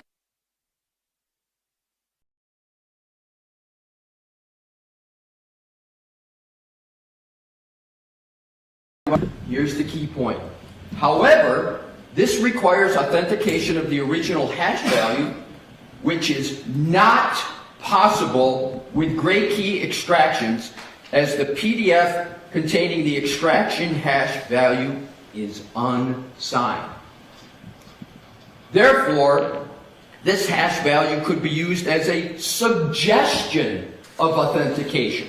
That's all a fancy camouflage way of saying, Mr. Whiffin saying, I can't validate this hash value because of the way Trooper Guarino processed it. Do it, Mr. Guarino, Trooper Guarino, the right way when he got it. And why is this of concern? Add to this point that's conceding that the hash value in this data cannot be validated. How did the defense get this? When Mr. Guarino used the Celebrate UFED reader, all he turned over in the beginning was the UFED reader report. He didn't turn over the data, the full. So Mr. Greene had to ask for the data. Then what happens, misstep number 2, Trooper Guarino only provides a PDF of the hash value. He used gray key, which was a mistake, because gray key, you can't get the original hash value. Mr. Greene had to go back a second time and say, no, we don't want just a PDF. We want the full extraction. Finally, after the second time, the defense got the full extraction. And that's when we discovered that the validation was improper. It's not Mr. Greene that is coming up out of thin air with these issues. This is the job of a data forensic person, and the first principle is to see whether the data is valid. So not only does Mr. Greene justify in his affidavit why there's a big concern over this, Mr. Whiffin concedes it on page 3 of his report. That starts, and I'm going to get to it, all the concerns now about the data and deletions. But that's the foundation for it, and it wasn't caused by the defense. It was caused by Trooper Guarino, who didn't do this properly. And with regard to the methodology, I want to go back to Exhibit 1. So, and importantly, Your Honor, 1 through 4 of this methodology is undisputed by all of the data forensic persons. Mr. Whiffin, Ms. Hyde, and Mr. Bean all agree on 1 through 4. They all agree that this is the methodology. Number 3, once you get the image of the file, each examiner saves the image to their lab storage system. Some use computer servers, some cloud storage. And 4, the methodology, you then process the data with appropriate tools. Nobody disputes that Cellebrite Physical Analyzer and Magnet Forensic Axiom are 2 of the many tools that are available to use. There's a dotted line that I've put there, Your Honor, because 1 through 4 is undisputed by all 3 data forensic examiners. Number 5, And 1 through 4 is usually all one needs to do as a data forensic examiner. But Mr. Greene went on to do more. Number 5, further processing of data as warranted, and he explains why it's warranted here, with additional tools. So he then went on to use Sanderson Forensic Browser, ArtX, Belkasoft X, and then he didn't use iLeap, Miss Hyde used iLeap. So it's important to line up the methodology. I just don't understand how it can be stated that there's no methodology stated. Not only does Mr. Greene state it, we prove undisputed that everybody agrees this is what the methodology is. And that is what is so flummoxing as to why we're even here, because the methodology is agreed upon. What is disputed, Your Honor, is what are the opinions from when you apply the methodology and you apply these tools. So, interestingly, it is Mr. Whiffen who provided the most lengthy report in this motion. Mr. Whiffen only used 2 forensic tools. He only used Cellebrite Physical Analyzer and his own software, ArtX. That's it. What I'd like to, Your Honor, is ask if I could, please, if you could turn to Exhibit 2, which is entitled Digital Forensics Products Tools Used by Witnesses. And I just want to make sure Your Honor has that. Okay. So I prepared this demonstrative exhibit to show the tools that all parties used. And the purpose of this is to show how closely Mr. Greene and Ms. Hyde match up with the tools used, and how insufficient Mr. Whiffen and Mr. Guarino are. So, if you look at the left-hand column on Mr. Greene, and I color-coded it to try to make it easier, you see 7 tools used by Mr. Greene. You see 6 tools used by Ms. Hyde in May of 2023. Many of her tools exact same as Mr. Greene.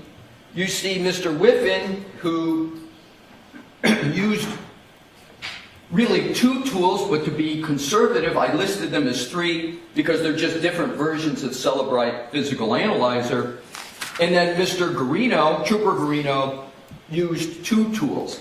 But here's what's really important and I think remarkable that springs from this chart.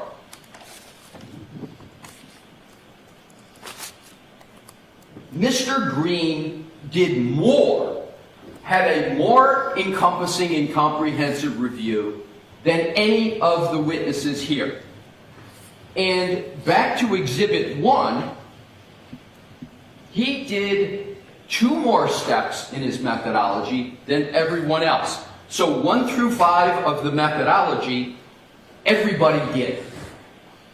6 is analyze overall user activity, artifacts of interest, timelines of interest, and anomalies such as deleted data.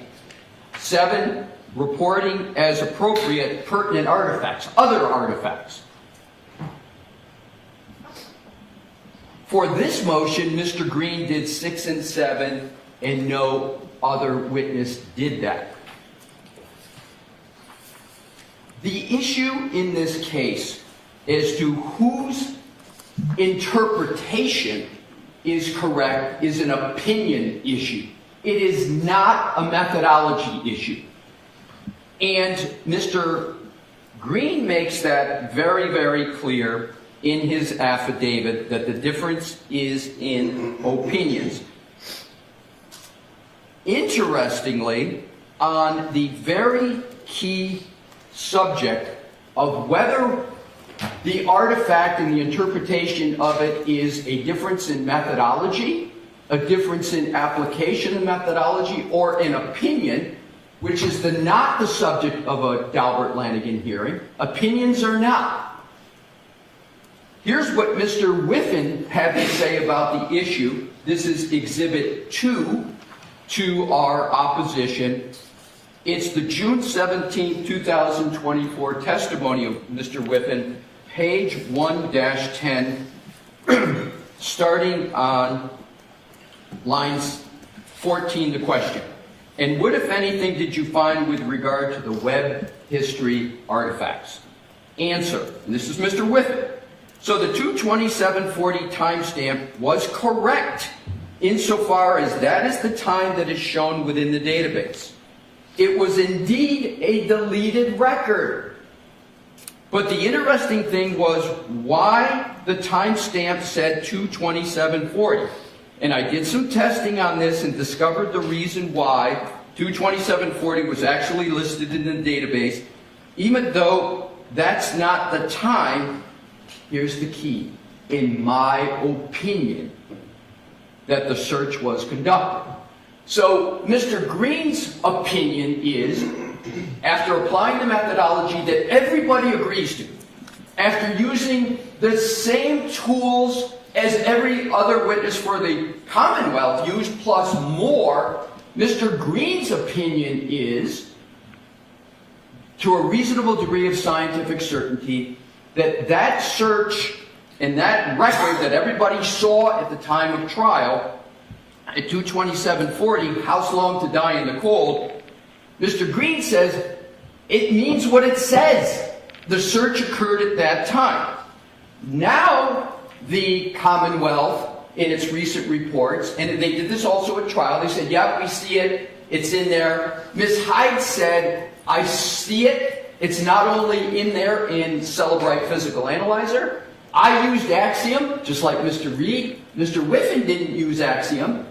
Ms. Hyde said, and I'm going to point to it specifically, Axiom shows it as a 220, that search is a 224. In fairness to trying to get the best decision for Your Honor here, they disagreed, Mr. Whiffen and Ms. Hyde, as to whether that meant the search actually occurred at 2/27/40. That's the opinion that's disputed. So in fairness to the issue and accuracy, those witnesses diverted at the end as to whether what that timestamp showed, 2/27/40 a.m., did the search really occur then, or as the Commonwealth said, did it occur at 6:23 in the morning? Mr. Whiffen says it's a difference of opinion because he says it's my opinion. The Commonwealth in this motion tries to make it seem like it's an issue of fact and that Mr. Greene doesn't have any fact. Well, Mr. Greene's got a lot of facts, and he also, of course, has an opinion. So what we have from these two demonstrative exhibits, Your Honor, is a statement of the methodology in Exhibit 1 that every witness agrees to. Not only is it Mr. Greene put a methodology, but we prove up in the opposition that there's no dispute. What's interesting, Your Honor, and I think quite remarkable, is that neither Mr. Whiffen in his 40-plus page report of December 24, nor Ms. Hyde in her December 24 4-page report, neither one of them say Mr. Greene's doesn't have a methodology. They don't say we dispute his methodology. It's the Commonwealth's attorneys that are making that dispute. And that is not appropriate. It's got to be your expert. And I think there's a reason why the experts of the Commonwealth are not talking about methodologies or saying there's a dispute, because it's objectively verifiable that there's not a dispute over the methodology.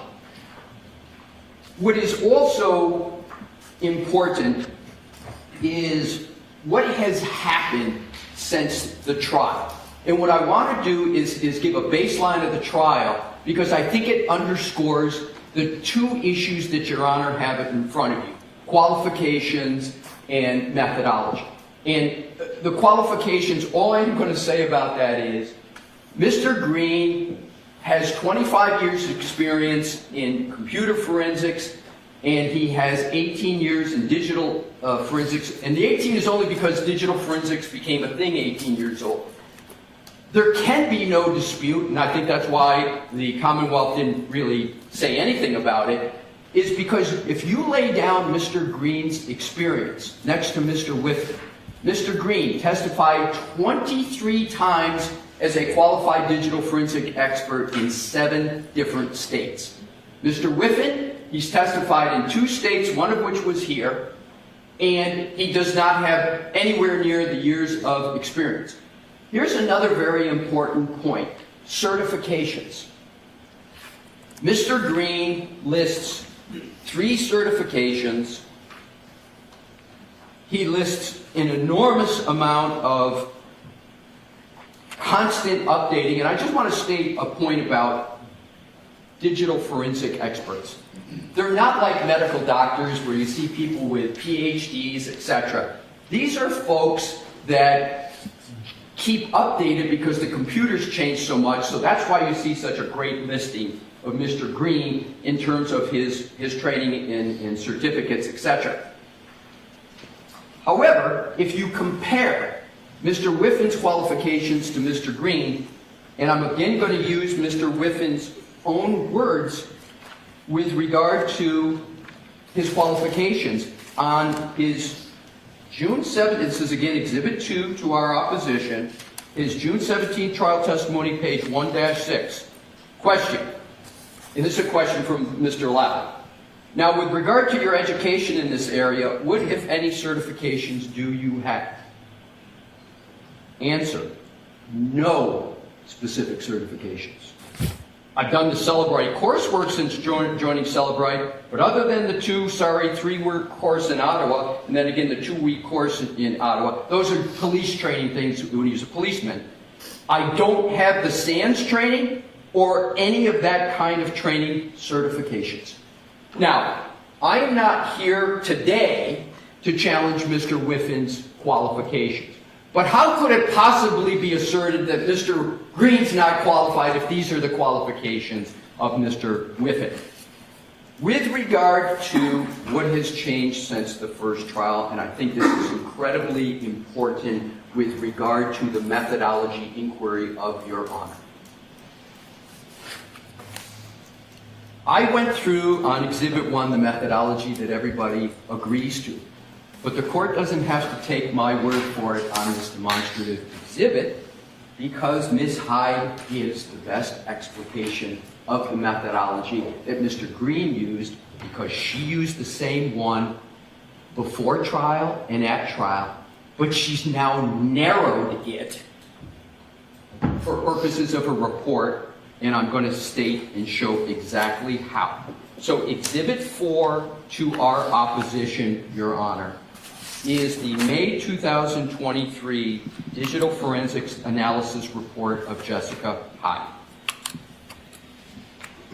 And in that report, on page 3, she talks about, under forensic analysis, that she used, it's the exact same methodology. What are you, I thought you said Exhibit 4. Exhibit 4 is a transcript.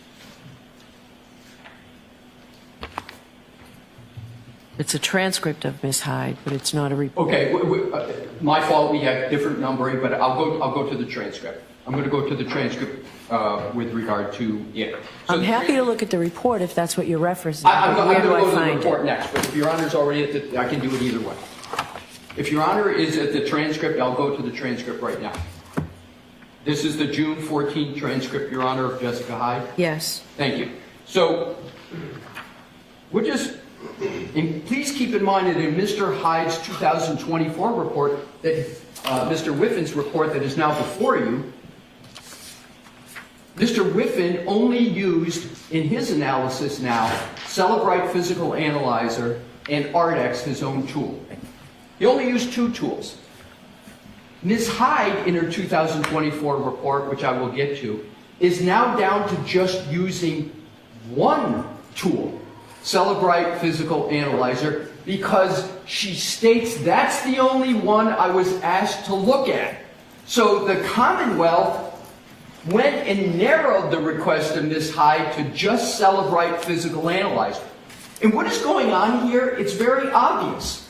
The Commonwealth is ignoring, in its 2024 December reports, all the other tools. Even though those tools show this timestamp of 22740 still, at that time, they now just ignore it and go to the Celebrite Physical Analyzer. That it's undisputed that Celebrite went back and changed it in the middle of the first trial with regard to one physical analyzer program. And then after the trial, the other physical analyzer program, they went and changed that and took it off. But in contrast, Axiom, that Ms. Hyde used before, still shows the timestamp.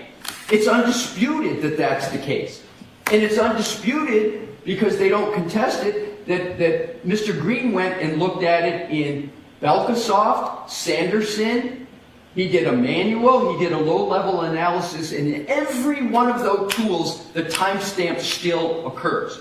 So now back to the transcript. Your Honor, I am looking at, the question of, and this is, again, a significant point, is it better to use more tools? It's common sense.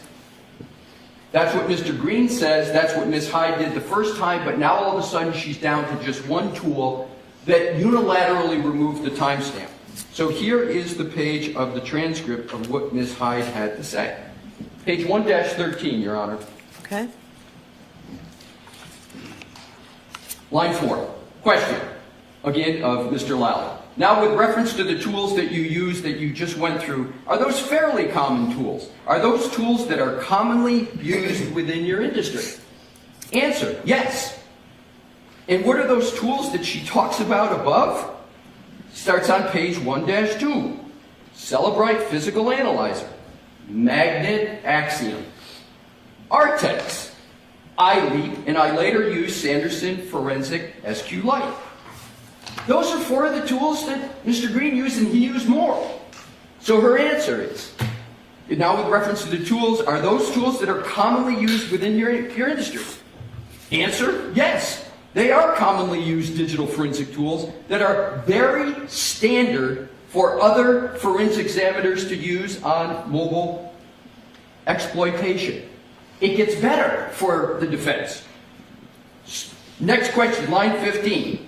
So different forensic tools, question, and why were you using the different tools? So different forensic tools have different capabilities and look at data a little bit differently. Skip down. Commercial forensic tools that they can only support so many applications, so they each work and support different bits of data. Here's the key point, line 22. This is Ms. Hyde's words, under oath. So it's important to use multiple tools so you can see the results from different data sets, and be able to compare those results and enhance those with manual analysis. Next page. Question. And with respect to, and this will be the last question and answer, and with respect to using those sort of different variety of tools, Celebrite, to Axiom, to Artex, etc., is that something you typically do as far as your normal process of documenting a forensic analysis? Answer. Yeah, that is very, very typical for me to process with multiple tools to ensure that I'm getting the most complete interpretations from forensic tools. Of course, you go beyond that with your analysis, but it's absolutely pertinent. And down below, he asked, can you explain the interplay of these tools in analysis? And her answer is strikingly the same as Mr. Greene in his affidavit and in our opposition. Her answer, the Sanderson's tool, which Mr. Greene and Ms. Hyde used, but Mr. Whiffen didn't, is meant to look at specific type of data structures called the SQLite database. SQLite databases are very nuanced. And this particular tool allows you to take that database and explore it at a deeper level than the other forensic tools allow. Mr. Whiffen didn't use the Sanderson tool. So here we have Ms. Hyde, and in her report, of 5/23/2024, her first report, and I'm going to get to her report here, she basically goes through and documents this methodology, and she documents the use of those tools. And she also documents that she saw the House Long to Die timestamp 2/27/40 in every single tool that she used. Where she diverted from Mr. Greene was her opinion as to whether that timestamp meant the search occurred at that time or did it occur sometime later.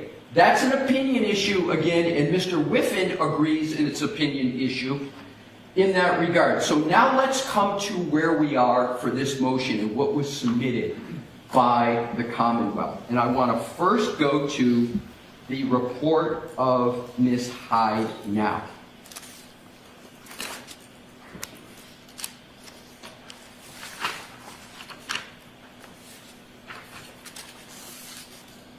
It's Exhibit 4 to the Commonwealth's motion. And it's entitled Digital Forensics Analysis Report. And there's been much said in the Commonwealth's argument this morning about allegations made by Mr. Greene, which are all supported. Every single one supported with facts. But what the Commonwealth didn't tell the court is what the request was of Ms. Hyde. I just went through all the tools she used, why she used them, why she said it's best practices, why you use all these tools. What does she do now in December of 2024 to assist in the myopic approach of the Commonwealth to say, here's our studies, we only look at Celebrite Physical Analyzer, and it's gone. The search is gone, right? And we know why it's gone, because Celebrite, Mr. Whiffen, concedes that he went back and talked to the researchers, and what we have, Your Honor, is a total black box. And I'm going to point it out in a moment. Why is this no longer appearing on Celebrite Physical Analyzer? We don't know the answer. All that is stated is a bald conclusory statement that it's no longer reliable. That's it. We don't know why it's no longer reliable, but we know it's gone. And Mr. Whiffen never says, even though it's gone in one, he doesn't even address the other 4 or 5 tools, where it still appears. It still appears. Now to Ms. Hyde. Disquietingly, on page 3, look at the request, please. The request was to understand changes made in newer versions of Celebrite Physical Analyzer to artifacts pertaining to the timeline of a Google search on January 29, 2022, namely House Long to Die in Cold. That is stunning. The request to her was simply to look at one tool that everybody knew by then Celebrite had deleted in their program. She then looks at evidence analyzed, second paragraph. This full file system image was processed with Celebrite Physical Analyzer, version blah, blah, blah, decoding engine, etc.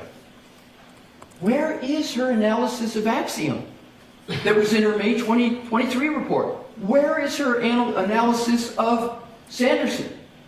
Where is her other analysis that if she went and did it, she would have to say it's still there? So what she goes on to say is very interesting, but it's buried, and here's what it is on page 4. After she goes through and states what everybody knows is Celebrate just went back and for some reason deleted it, she says under the chart, while manual analysis of the database still shows a 2/27/40 AM ET timestamp, the determination in prior analyses and from Celebrite is that this timestamp does not demonstrate that the URL was visited at the time of the last visit timestamp. So here she did a manual analysis, and it still shows up, but she doesn't explain the significance of that. If we want to talk about reliability, Your Honor, The real question should be the reliability of the prosecution's witnesses in Celebrite physical analyzer. So are you telling me that we should have a hearing? Your Honor, there's no need to have a hearing, and here's why. There's no need for a hearing because there's no disagreement on the Daubert issues. The dispute over what is the interpretation of this data, what are the people's opinions, is never one for Daubert. If that were the case, there'd be a Daubert hearing on every expert, because experts, almost by definition on each side, disagree on the opinions. We don't need a hearing, Your Honor, because they agree on the methodology, they agree that more tools are better, they agree that the difference is at the very end of the analysis, which is the opinion. So in terms of the issues with regard to Mr. Greene's report, which is my final point to get to, there's been so many mischaracterizations by the Commonwealth this morning of what Mr. Greene did and what he said. So what does he do? He says, and Your Honor, digital forensic analysts are the equivalent of a medical examiner. Their job is to look at, to apply the methodology that is agreed to. Their job is to use the tools, everybody agrees on it, and then they're to give opinions on what those mean. And everybody here has the same data, right? Everyone's got the same data that they're using, so there's no dispute over that. The Commonwealth said that there's no factual basis for what Mr. Greene did. There's a factual basis for everything, and it's undisputed. So everyone has the same data, and this I call the MB postulate.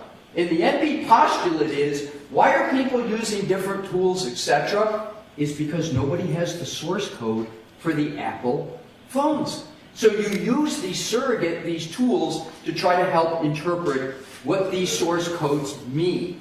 And it's an accepted methodology to do it. But the data, once it's produced, and we have an issue about what happened before it got produced, but in terms of the methodology that was applied here in the tools, there is no disagreement. So what, Your Honor, would an evidentiary hearing do? We're just going to come in and have witnesses talk about their difference of opinion? That's not what a Daubert is for. There's no basis for an evidentiary hearing because there's no dispute over the methodology. I've done a lot of Daubert hearings. I've never even gotten past a motion, let alone an evidentiary hearing, where the experts don't disagree on the methodology. So what is it that caused Mr. Greene to raise questions? And again, I said data forensic examiners are just like the medical examiners. They don't look at just the body of the medical examiner. They look at circumstances surrounding it and all information.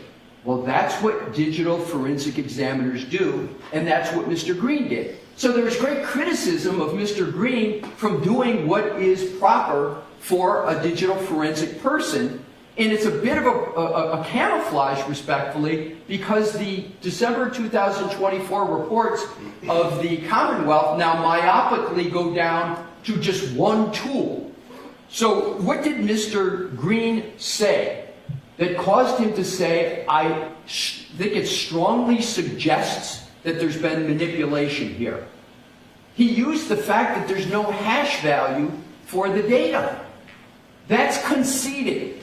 And when there's an issue over hash value, every single digital forensic expert is going to raise concerns about the validity of the data. And Mr. Whiffen is one of them who did that. Secondly, what Mr. Greene pointed out on the issue of was this search deleted, there were 4,056 searches on the phone of Miss McCabe.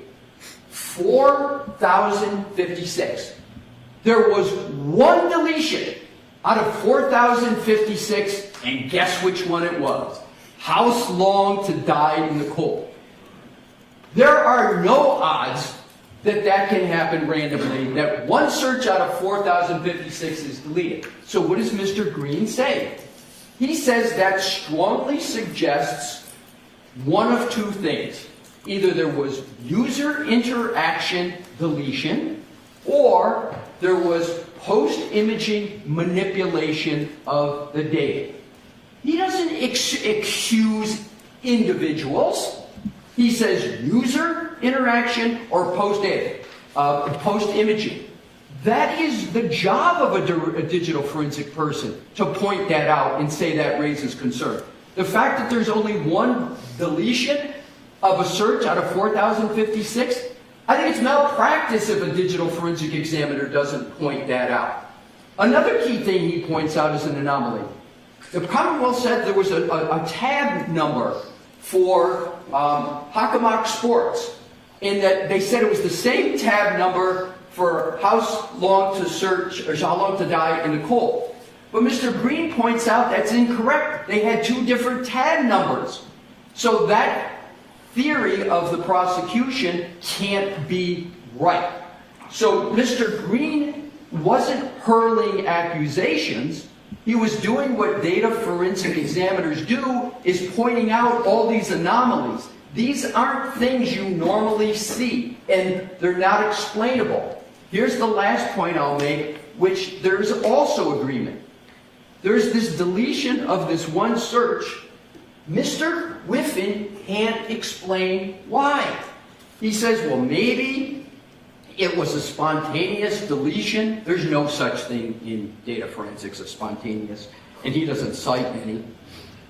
Maybe it's because the search didn't load. Maybe it's because there was bad connectivity at where this search occurred. Well, that's interesting, because a harder thing to load, the image that came up with food, did load. So you got to have stronger connectivity to get an image that dense. So what Mr. Greene simply points out is that doesn't make any sense either. That is the essence of Mr. Greene's affidavit. And Your Honor, just to be clear, when we sent in the second affidavit of Mr. Greene, we put in the cover, and Your Honor may not have gotten this, that it was to replace the first affidavit because there were some typos, etc., etc. So you'll see two dates of the affidavits, and it's the later date, and I'm going to give you the specific one that controls. No, I have both. Okay, right. Yeah. The second one on the body of it does not say it's a supplemental or anything. If it was in the cover letter, that's what they're both docketed, so they'll both remain docketed. I was just going to say, we wanted to have them both there for whatever purpose Your Honor wanted, but there's been some question about why two, and it's a simple explanation. One supersedes the other. So, Your Honor, in terms of, and this will be the concluding part of my remarks, in terms of the allegation that Mr. Greene relies upon technical support at Axiom, and he relies upon technical support of Axiom, and the statement that is just remarkable, that that's the basis for his expertise. Mr. Greene makes very clear that he did his own analysis, he used the tools himself, but here's why he called Celebrite. At the time of trial, Celebrite had two versions of physical analyzer on the market at the same time. One physical analyzer 7 showed the 22740 timestamp. It showed it, and it showed it in a deleted state. But the recent one, the one that Celebrite updated 1 week before trial, didn't have it. So that was the Insights, spelled oddly, INSYETES. That didn't have it. So Mr.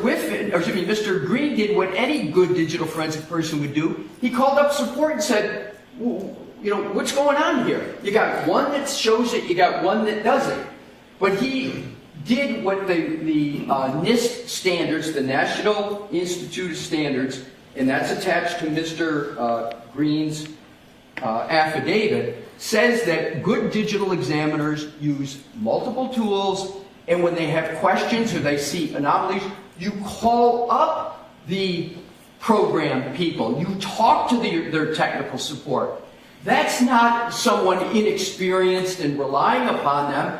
That is the proper methodology. So Mr. Greene did that to corroborate and get explanation for what he found. So in sum, Your Honor, here is what is before the court and what is pertinent for this motion. What is pertinent is the inquiry under Polk, which Your Honor cited in your decision on Dr. Russell. It comes down to, is Mr. Greene qualified? There's not even a contest. Second, is his methodology reliable? And Your Honor, those are the only two subjects that are ever proper for a Daubert hearing. Why would we have what will be a very long hearing? Now Mr. Brennan suggests bringing in Mr. Whiffen. I've never heard of that happening in a Daubert hearing, where one party challenges the witness of the other, and then says, and oh, by the way, I want to bring in my witness to show. That never happens in Daubert. It's the person who... I wouldn't say never. Well, let me take that back.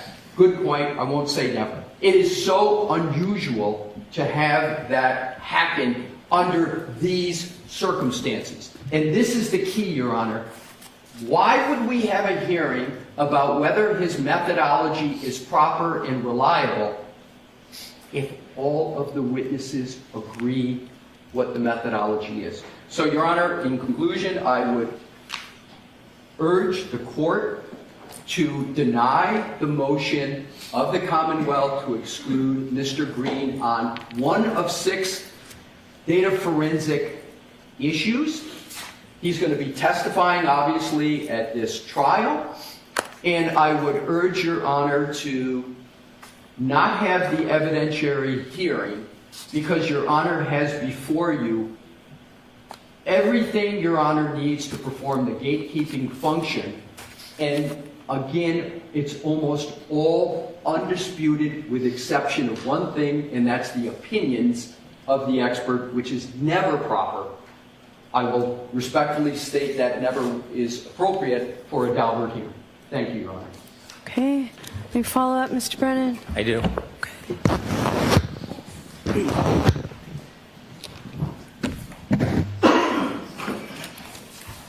A little bit of knowledge of forensic data analysis can be dangerous.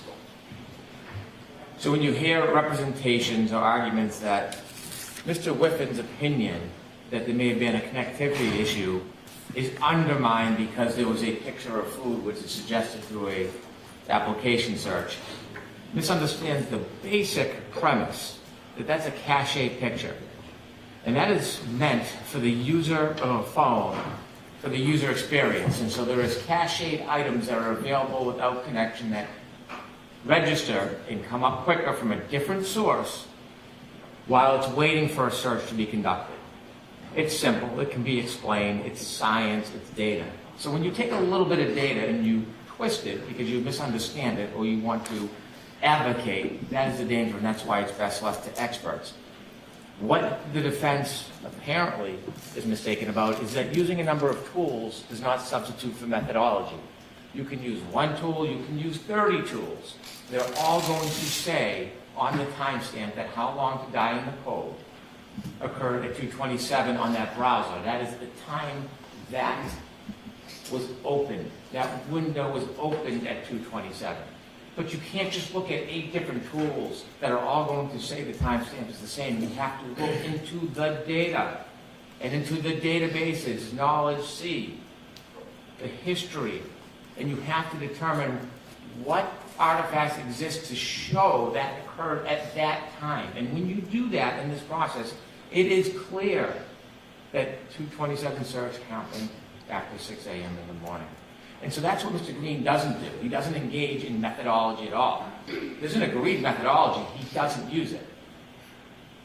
The defense points to Ms. Hyde's report, how it's narrow. It's narrow because it's an addition to her 2023 report.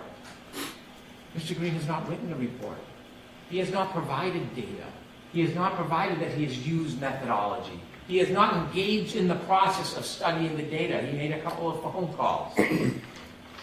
And so you can't simply look at the timestamp and then give a reckless opinion not based on the methodology. We still haven't seen a report from Mr. Greene. There is none. Because if he actually does the testing and takes a phone and tested his hypothesis, he would dispel his own hypothesis. And if he doesn't do that, we'll do that for him. There is no hashtag concern. And when the defense raises issues, postures, ideas, we never hear what the problem is. What is the hashtag down? Who manipulated it? And that is the MO. Blame anybody, don't articulate who. Be like a ghost, evasive as possible, and then when it gets knocked down, just posit a new theory. The government offers to bring in Jessica Hyde next week or in with them at another time. Is it common? No, it's not. It's because the government has no fear of a hearing to help educate the court on the data science that is at play here. And so while we don't need to, we have no reluctance to. So there is a real accuracy on the fallacies that Mr. Greene promotes in this case. And so we're happy to do it. We welcome it. Okay. Did you want to say anything very briefly, Mr. Alessi? In 60 seconds or less, Your Honor. Okay. Thank you for the opportunity. The Commonwealth said a little knowledge is dangerous. I don't know what a hashtag is. I've never heard of what was just said as a hashtag. It's a hash value, and it's a very important concept to get right. With regard to the whole premise and point of my argument, Your Honor, that this is a difference of opinions, it was just made by the Commonwealth foreman. What was said, it's alleged that Mr. Greene has reckless opinions. My point exactly, take away the reckless. They're going after his opinions, and it's been stated now by the Commonwealth itself. It's the opinions, and those are not proper for a Daubert hearing. Thank you, Your Honor. All right. Well, there are 4 exhibits that have been marked. thank you. So it sounds a lot like it may just be a disagreement in opinions, but for the Commonwealth, I will look more closely at your methodology arguments that were made today. If I decide that we need a hearing, an evidentiary hearing, and that I cannot decide this motion based on everything before me, I will let you know no later than Monday. Okay? So we'll keep next week, and I'll let you know. All right. So, and not that I would exclude something simply because it takes a lot of time, but we really need to make sure we keep this case on track for the April 1st trial. So I have a question for the Commonwealth on where we stand in discovery, and then we're going to talk a little bit about the motion to recover expert-related expenses. Your Honor, we've been producing discovery as we've gone along to try to give the defense as much notice as we can. I had anticipated having discovery finished last week. We've sent over most of our discovery last night, or it's in the process of being turned over. There is one further report. We've retained Dr. Wilkes as a neurologist. I'm waiting for his report. He is away. And so my expectation is I can have that report by Wednesday. Okay. Further, there was a witness interview earlier in the week. I'll have that report as well. My Rule 14 commitments are ongoing. They are involved. Enormous amount of time over the months has been spent trying to satisfy that I can account for all the discovery and make sure the defense gets everything that I can as soon as I learn about it. We'll continue to investigate this case all the way to trial, but our discovery should be completed by Wednesday. Okay. Does that include the analysis of the data from the Lexus?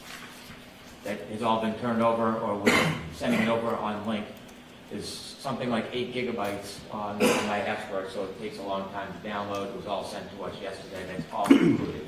All right, The analysis is done. The accident reconstruction is done. Mr. Crosby, with expertise in bites and dog bites, his reports are in.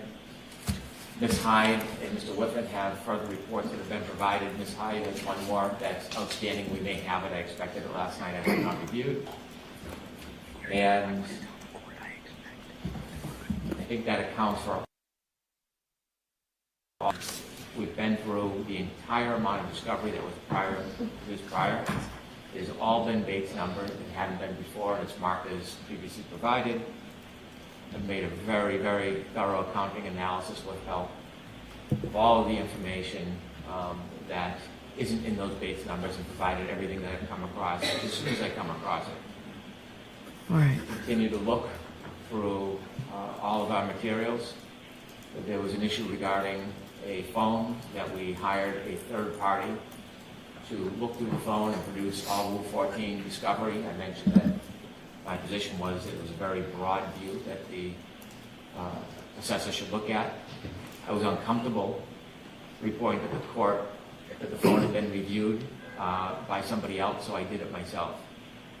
And so I've gone through the entire phone, every email, every page, thousands, and I've provided not only Rule 14, but broad discovery pursuant to a protective order this morning to the defense, so they have anything that, from my perspective, from my experience, could be remotely important or interesting to them. Also, I've gone through, well beyond my obligation, emails of members of the District Attorney's Office, and that continues, and I have another production as well. I wouldn't call it Rule 14 because it's not necessarily statements of witnesses, but again, I've taken a very, very liberal and broad view of what I would potentially want if I was defending a case. And I've provided that again under seal today. All right. And so we do not have an official discovery order, but I would like the defense to have their discovery to me 30 days after I complete mine, which will be next week. Okay. We filed, but I did not see on the docket, or we sent in, we did not file a motion for clarification, and Your Honor did not mention that. That's an important notice that we had sent in, because I am greatly respecting the April 1st trial date, and there is work to be done. And so I would like to address that motion to clarify when appropriate with the court. Okay. All right, I'll need some time to review this, obviously. Yes, Your Honor. Okay. All right. That's great. So the Commonwealth expects to be ready for trial April 1st? Yes, we do. Okay. All right. So now let's just take a look at a preview, if you will, of the defendant's motion to recover expert-related expenses from the Commonwealth. Okay.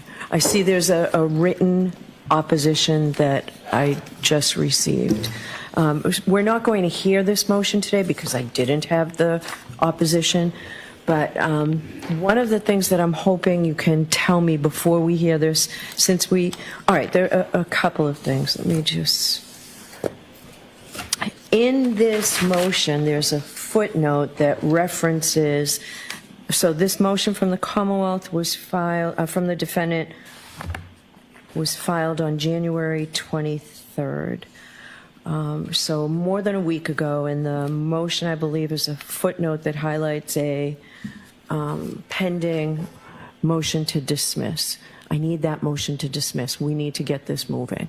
When will that, well, I'd like that filed next week so we can hear it next week. The reason that we haven't finalized it, the reason we haven't put the full contours on that motion is because we haven't received all the discovery. And I think it would be premature for us to figure out exactly what the parameters of our motion to dismiss are until we know exactly what the Commonwealth is putting in front of us in terms of the second trial. But as soon as we get that, we think that we have the grounds to bring that motion relatively quickly thereafter. So you expect to have everything to the defendants by Wednesday? I do, and really what's missing is a report from a neurologist, a witness interview that is really inconsequential, and Ms. Hyde has a report regarding a phone. That's all that's really left for discovery. So that's all I can say. All right, so if you get it by Wednesday, we're here Thursday and Friday. I'd really like to see something by Friday. You've obviously been working on it, even if we end up having to do it in piecemeal. We've been thinking about it, but we have not. I mean, I don't know what you mean by working on it. Yes, obviously we're working that direction, but Your Honor, there's no way for us to reasonably get that done by Friday. That's just, there's so many other things that we're dealing with, including hearings like this that keep coming up over and over and over. I'm not, the court knows we don't drag our feet. As soon as we get something, we act on it. I just can't promise that we could get it done by Friday. We are working on it, and we're not, there's no strategy for us waiting, I promise you. Be prepared to discuss it next Friday. I will be looking for it very shortly thereafter, and we will have a hearing on it very shortly. Time to respond. Understood. So we need to come up with a scheduling order, or I've got a scheduling order that we need to discuss.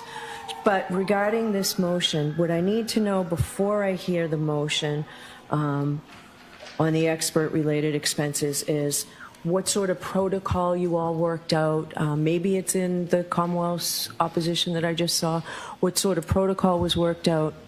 Who was notified? What the arrangements were? How this all was set into play, and why there was a violation? I can certainly brief that for the court. We addressed it pretty significantly in our motion in terms of the conversations that were had, the expectations that we had, the protocol in terms of getting our expert out there from Arizona. No, what the agreement was, right? People don't just show up for the other side's expert. I just need to know what the agreement was for your expert to view this on that date. Most of this was reduced to email. I think it'd be so probably a little bit more accurate for me to just go back and file a supplemental brief. Yeah, so I need all that information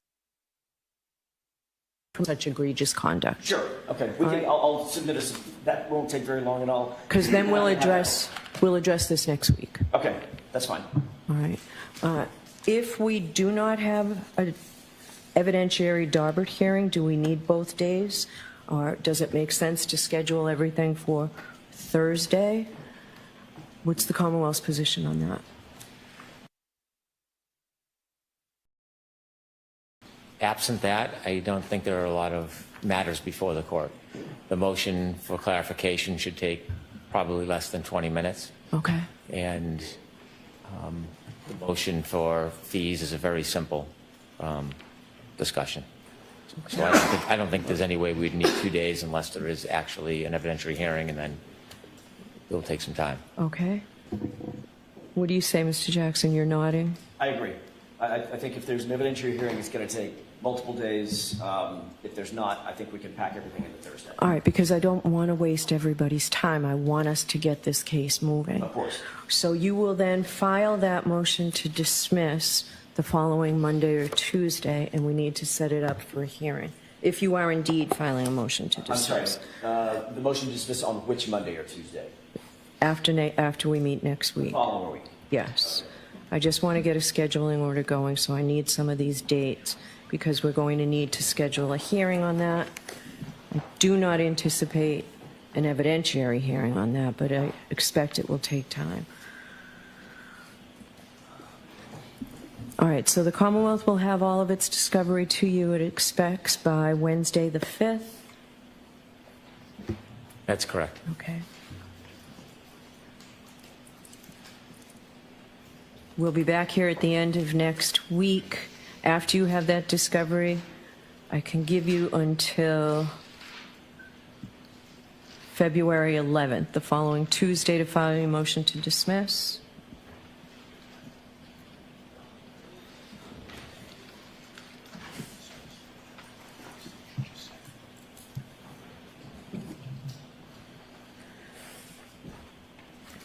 And Commonwealth, I'll give you until the 14th to file an opposition to the motion to dismiss. And let's hear it the following week.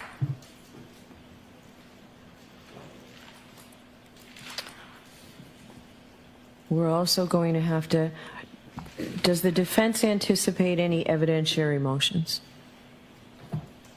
Yes, but I can't tell you exactly what those are, but in an abundance of caution, given the fact that we're expecting new information from the Commonwealth, I think the court can safely say yes. So February 21st, and I'll put this in writing, filing of all evidentiary motions. That can be an out-of-court date unless we choose that day to hear the motion to dismiss. Why don't we figure out what's your availability the week of the 17th? The 20th is actually the best day that week for us.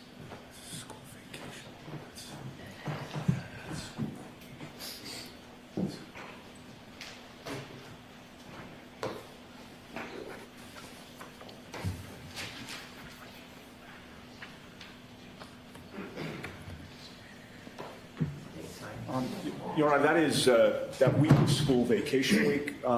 Both Mr. Jackson and I have young children, but one of us, I think, could probably be here on the 18th. On the 18th? Right. Yes, Your Honor. Okay. Well, all right, so I'd like you to get me, can the Commonwealth get me the opposition by midday on the 14th? So I'll have it to review over the weekend. I know you haven't seen it, so it's hard to figure out how much time you need. Is the Commonwealth available on the 18th? I'm available anytime. Okay. I mean, we'll put all our effort into it. If we have a problem, we could let the court know. Okay. We'll do our best. Okay. All right. Okay, so the 14th will be an out-of-court filing date. The 11th, an out-of-court filing date. So the motion to dismiss hearing will be on Tuesday, the 18th.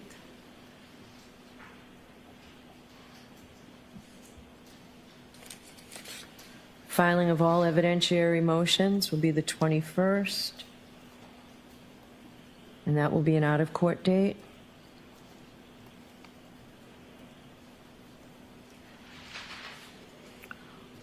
We will do the hearing on all evidentiary motions March 4th and or 5th. I'd like you to block off both days at this point.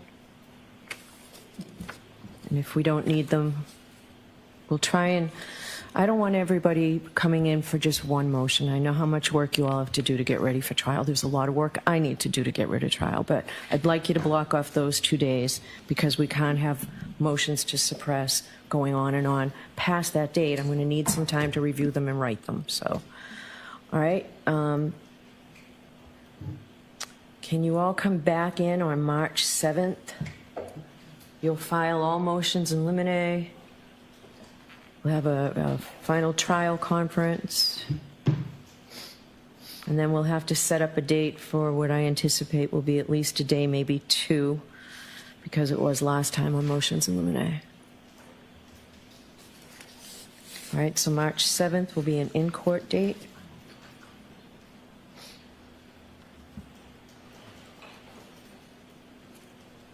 And file all motions in limine.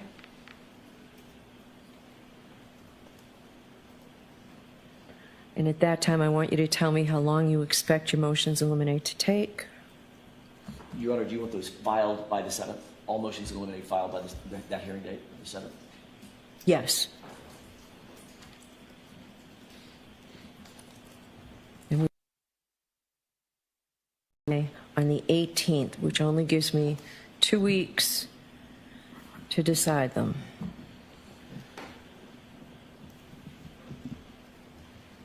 Because we're starting the trial on April 1st. Jury Commissioner's Office has been fantastic about getting us as many jurors as possible. And we'll talk about empanelment, obviously, a little bit later. All right. All right. Anything else we need to discuss today? Not on behalf of Ms. Reed. Thank you. No, thank you. Okay. All right. Thank you all.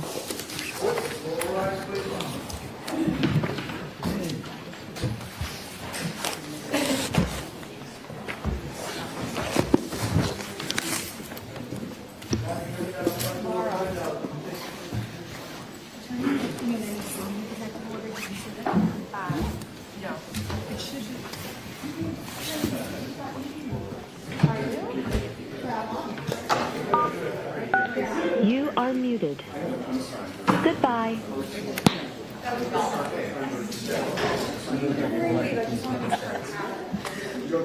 The Muhammad Ali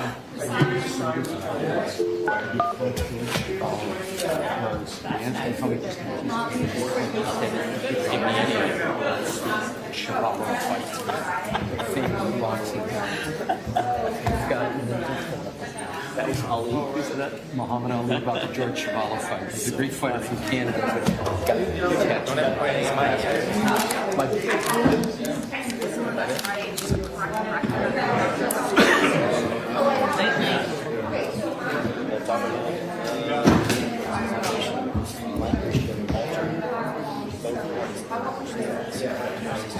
Yeah, I saw this and I can't delay to read it. So basically, all it's doing is just making the record.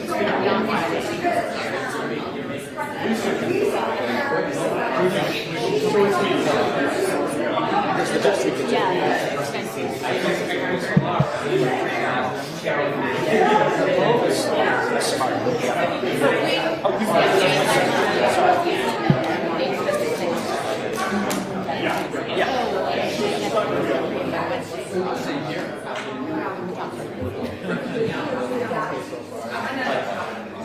Perfect.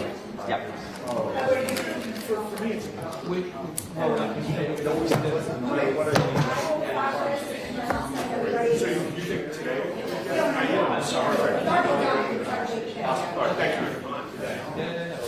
You've got an appointment you better scoot to.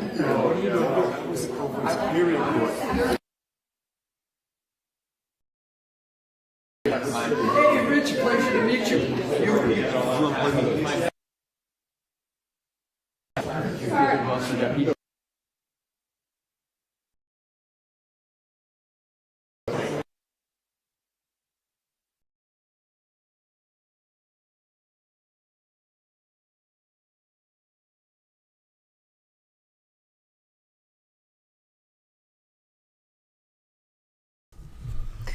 All right, seems like they're having so many issues with the feed from the court. I always like the hot mic moment. So, all right, let's. Yes, Lily Wayne, we will be covering all of it for sure. Lily Wayne asks, are we planning to cover the April 1st trial, or is that yet to be determined? Just curious. We will definitely be covering it. So it seemed like February 18th was a motion. They're going to talk about the motion to dismiss. That's going to be in court February 4th through the 5th. All motions, I think she said that's out of court. March 4th, 5th. March 7th will be final trial conference. And okay, yeah, our internet is really bad, guys. Internet is bad. Sorry, internet is bad. Cable connection is bad. Bear with us. The internet is bad. We're having issues, guys. Okay, our internet is experiencing issues right now, so just hang with us.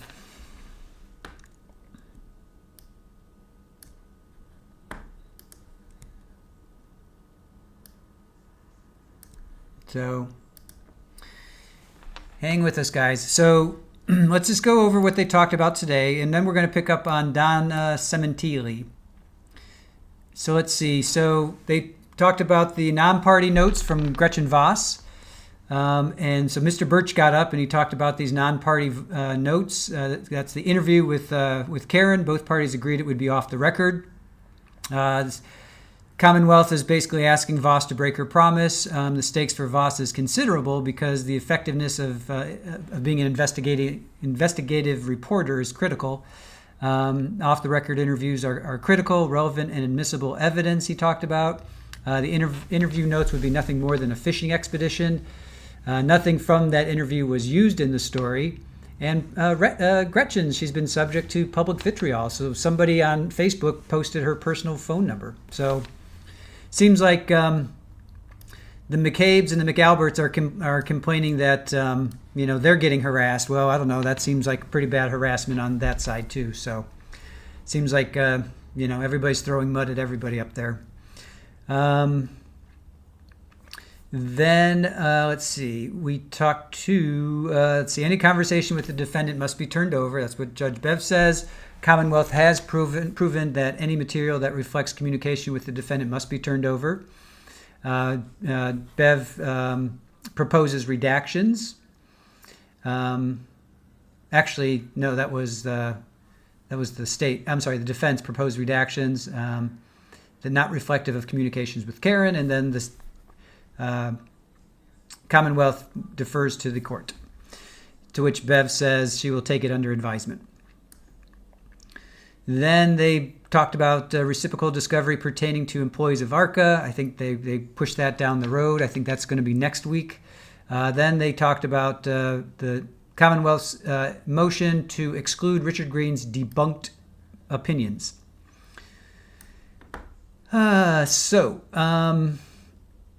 They talked about, then Hank Brennan got up, he talked about Mr. Whiffin's report. Defense files the opposition. So then the first is a claim that the witness phone made a search at 227. This is the House Long, H-O-S, House Long to die in cold. And then the second is to exclude that some type of intentional deletion. So those were the two parts of the motion. They want to have a Daubert hearing with Richard Greene and one of their witnesses.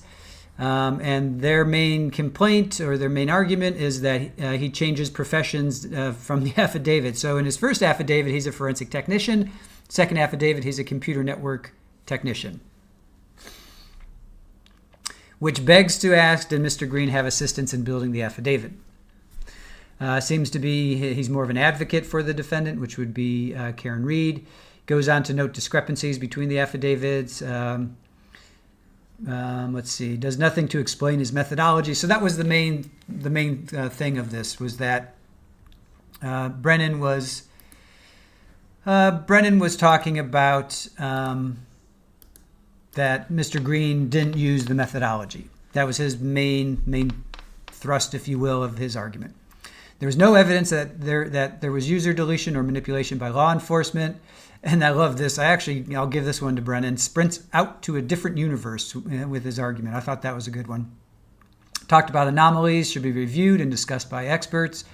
Mr. Greene should sit before the court before he goes to a jury to explain the difference in his affidavits. He's asking for a Lanigan hearing and will not shy away from bringing in their experts. So Lanigan-Daubert, basically. What we heard with Dr. Russell a couple weeks ago. Then next up, Mr. Alessi got up, who is Karen's counsel. Mr.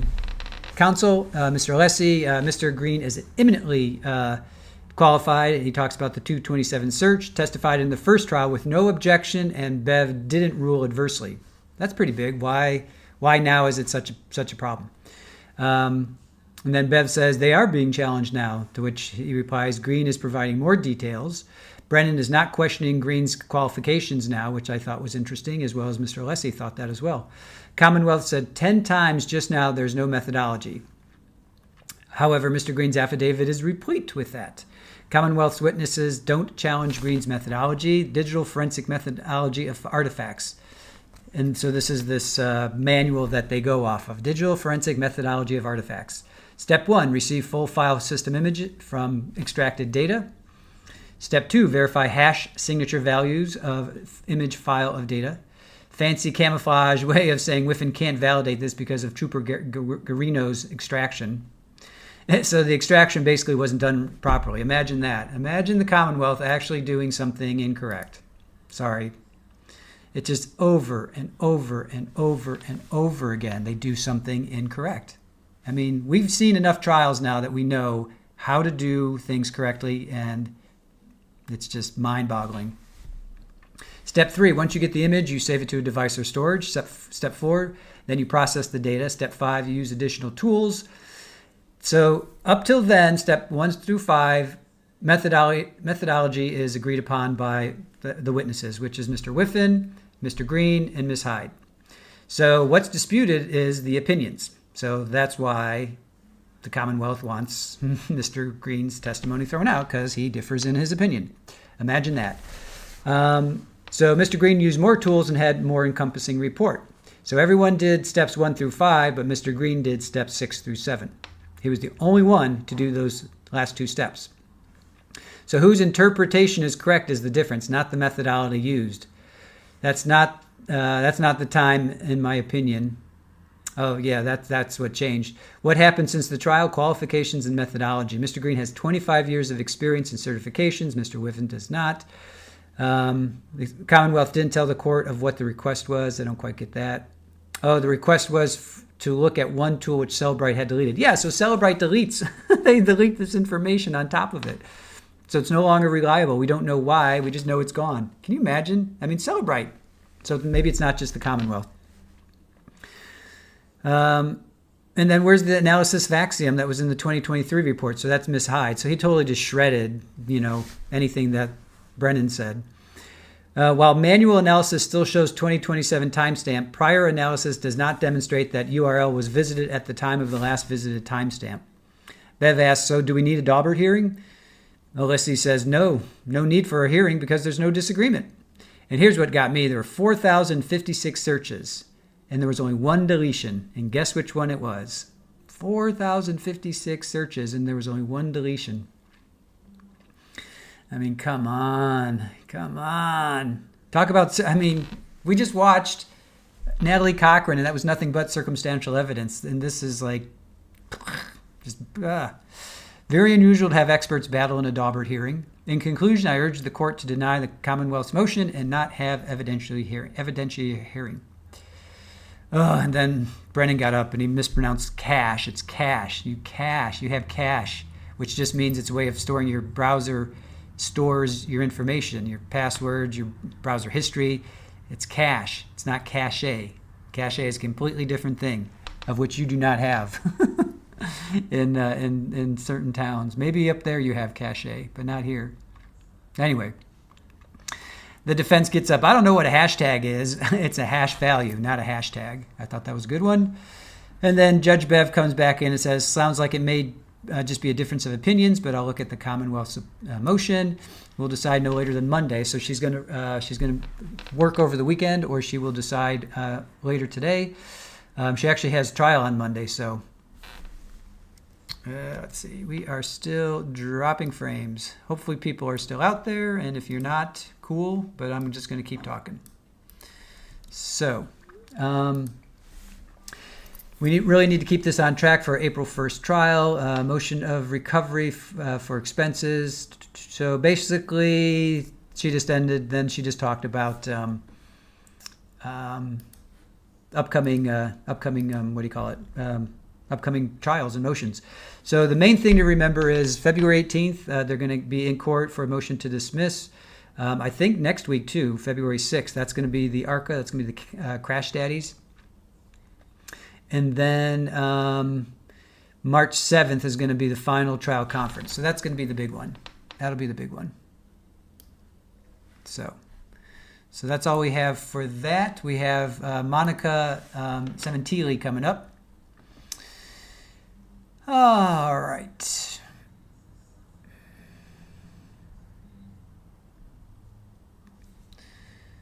All right, guys, I am going to, we are still here, cool. I am going to say goodbye to you now. Thank you for watching, appreciate it. Thank you to Aaron, thank you to all of our mods, our mod squad, OnlyFan, and Therapist Julie, Hellcat, Widespread Panic, Brat, Florida PI Sam, Rachel B, everybody was in the chat today.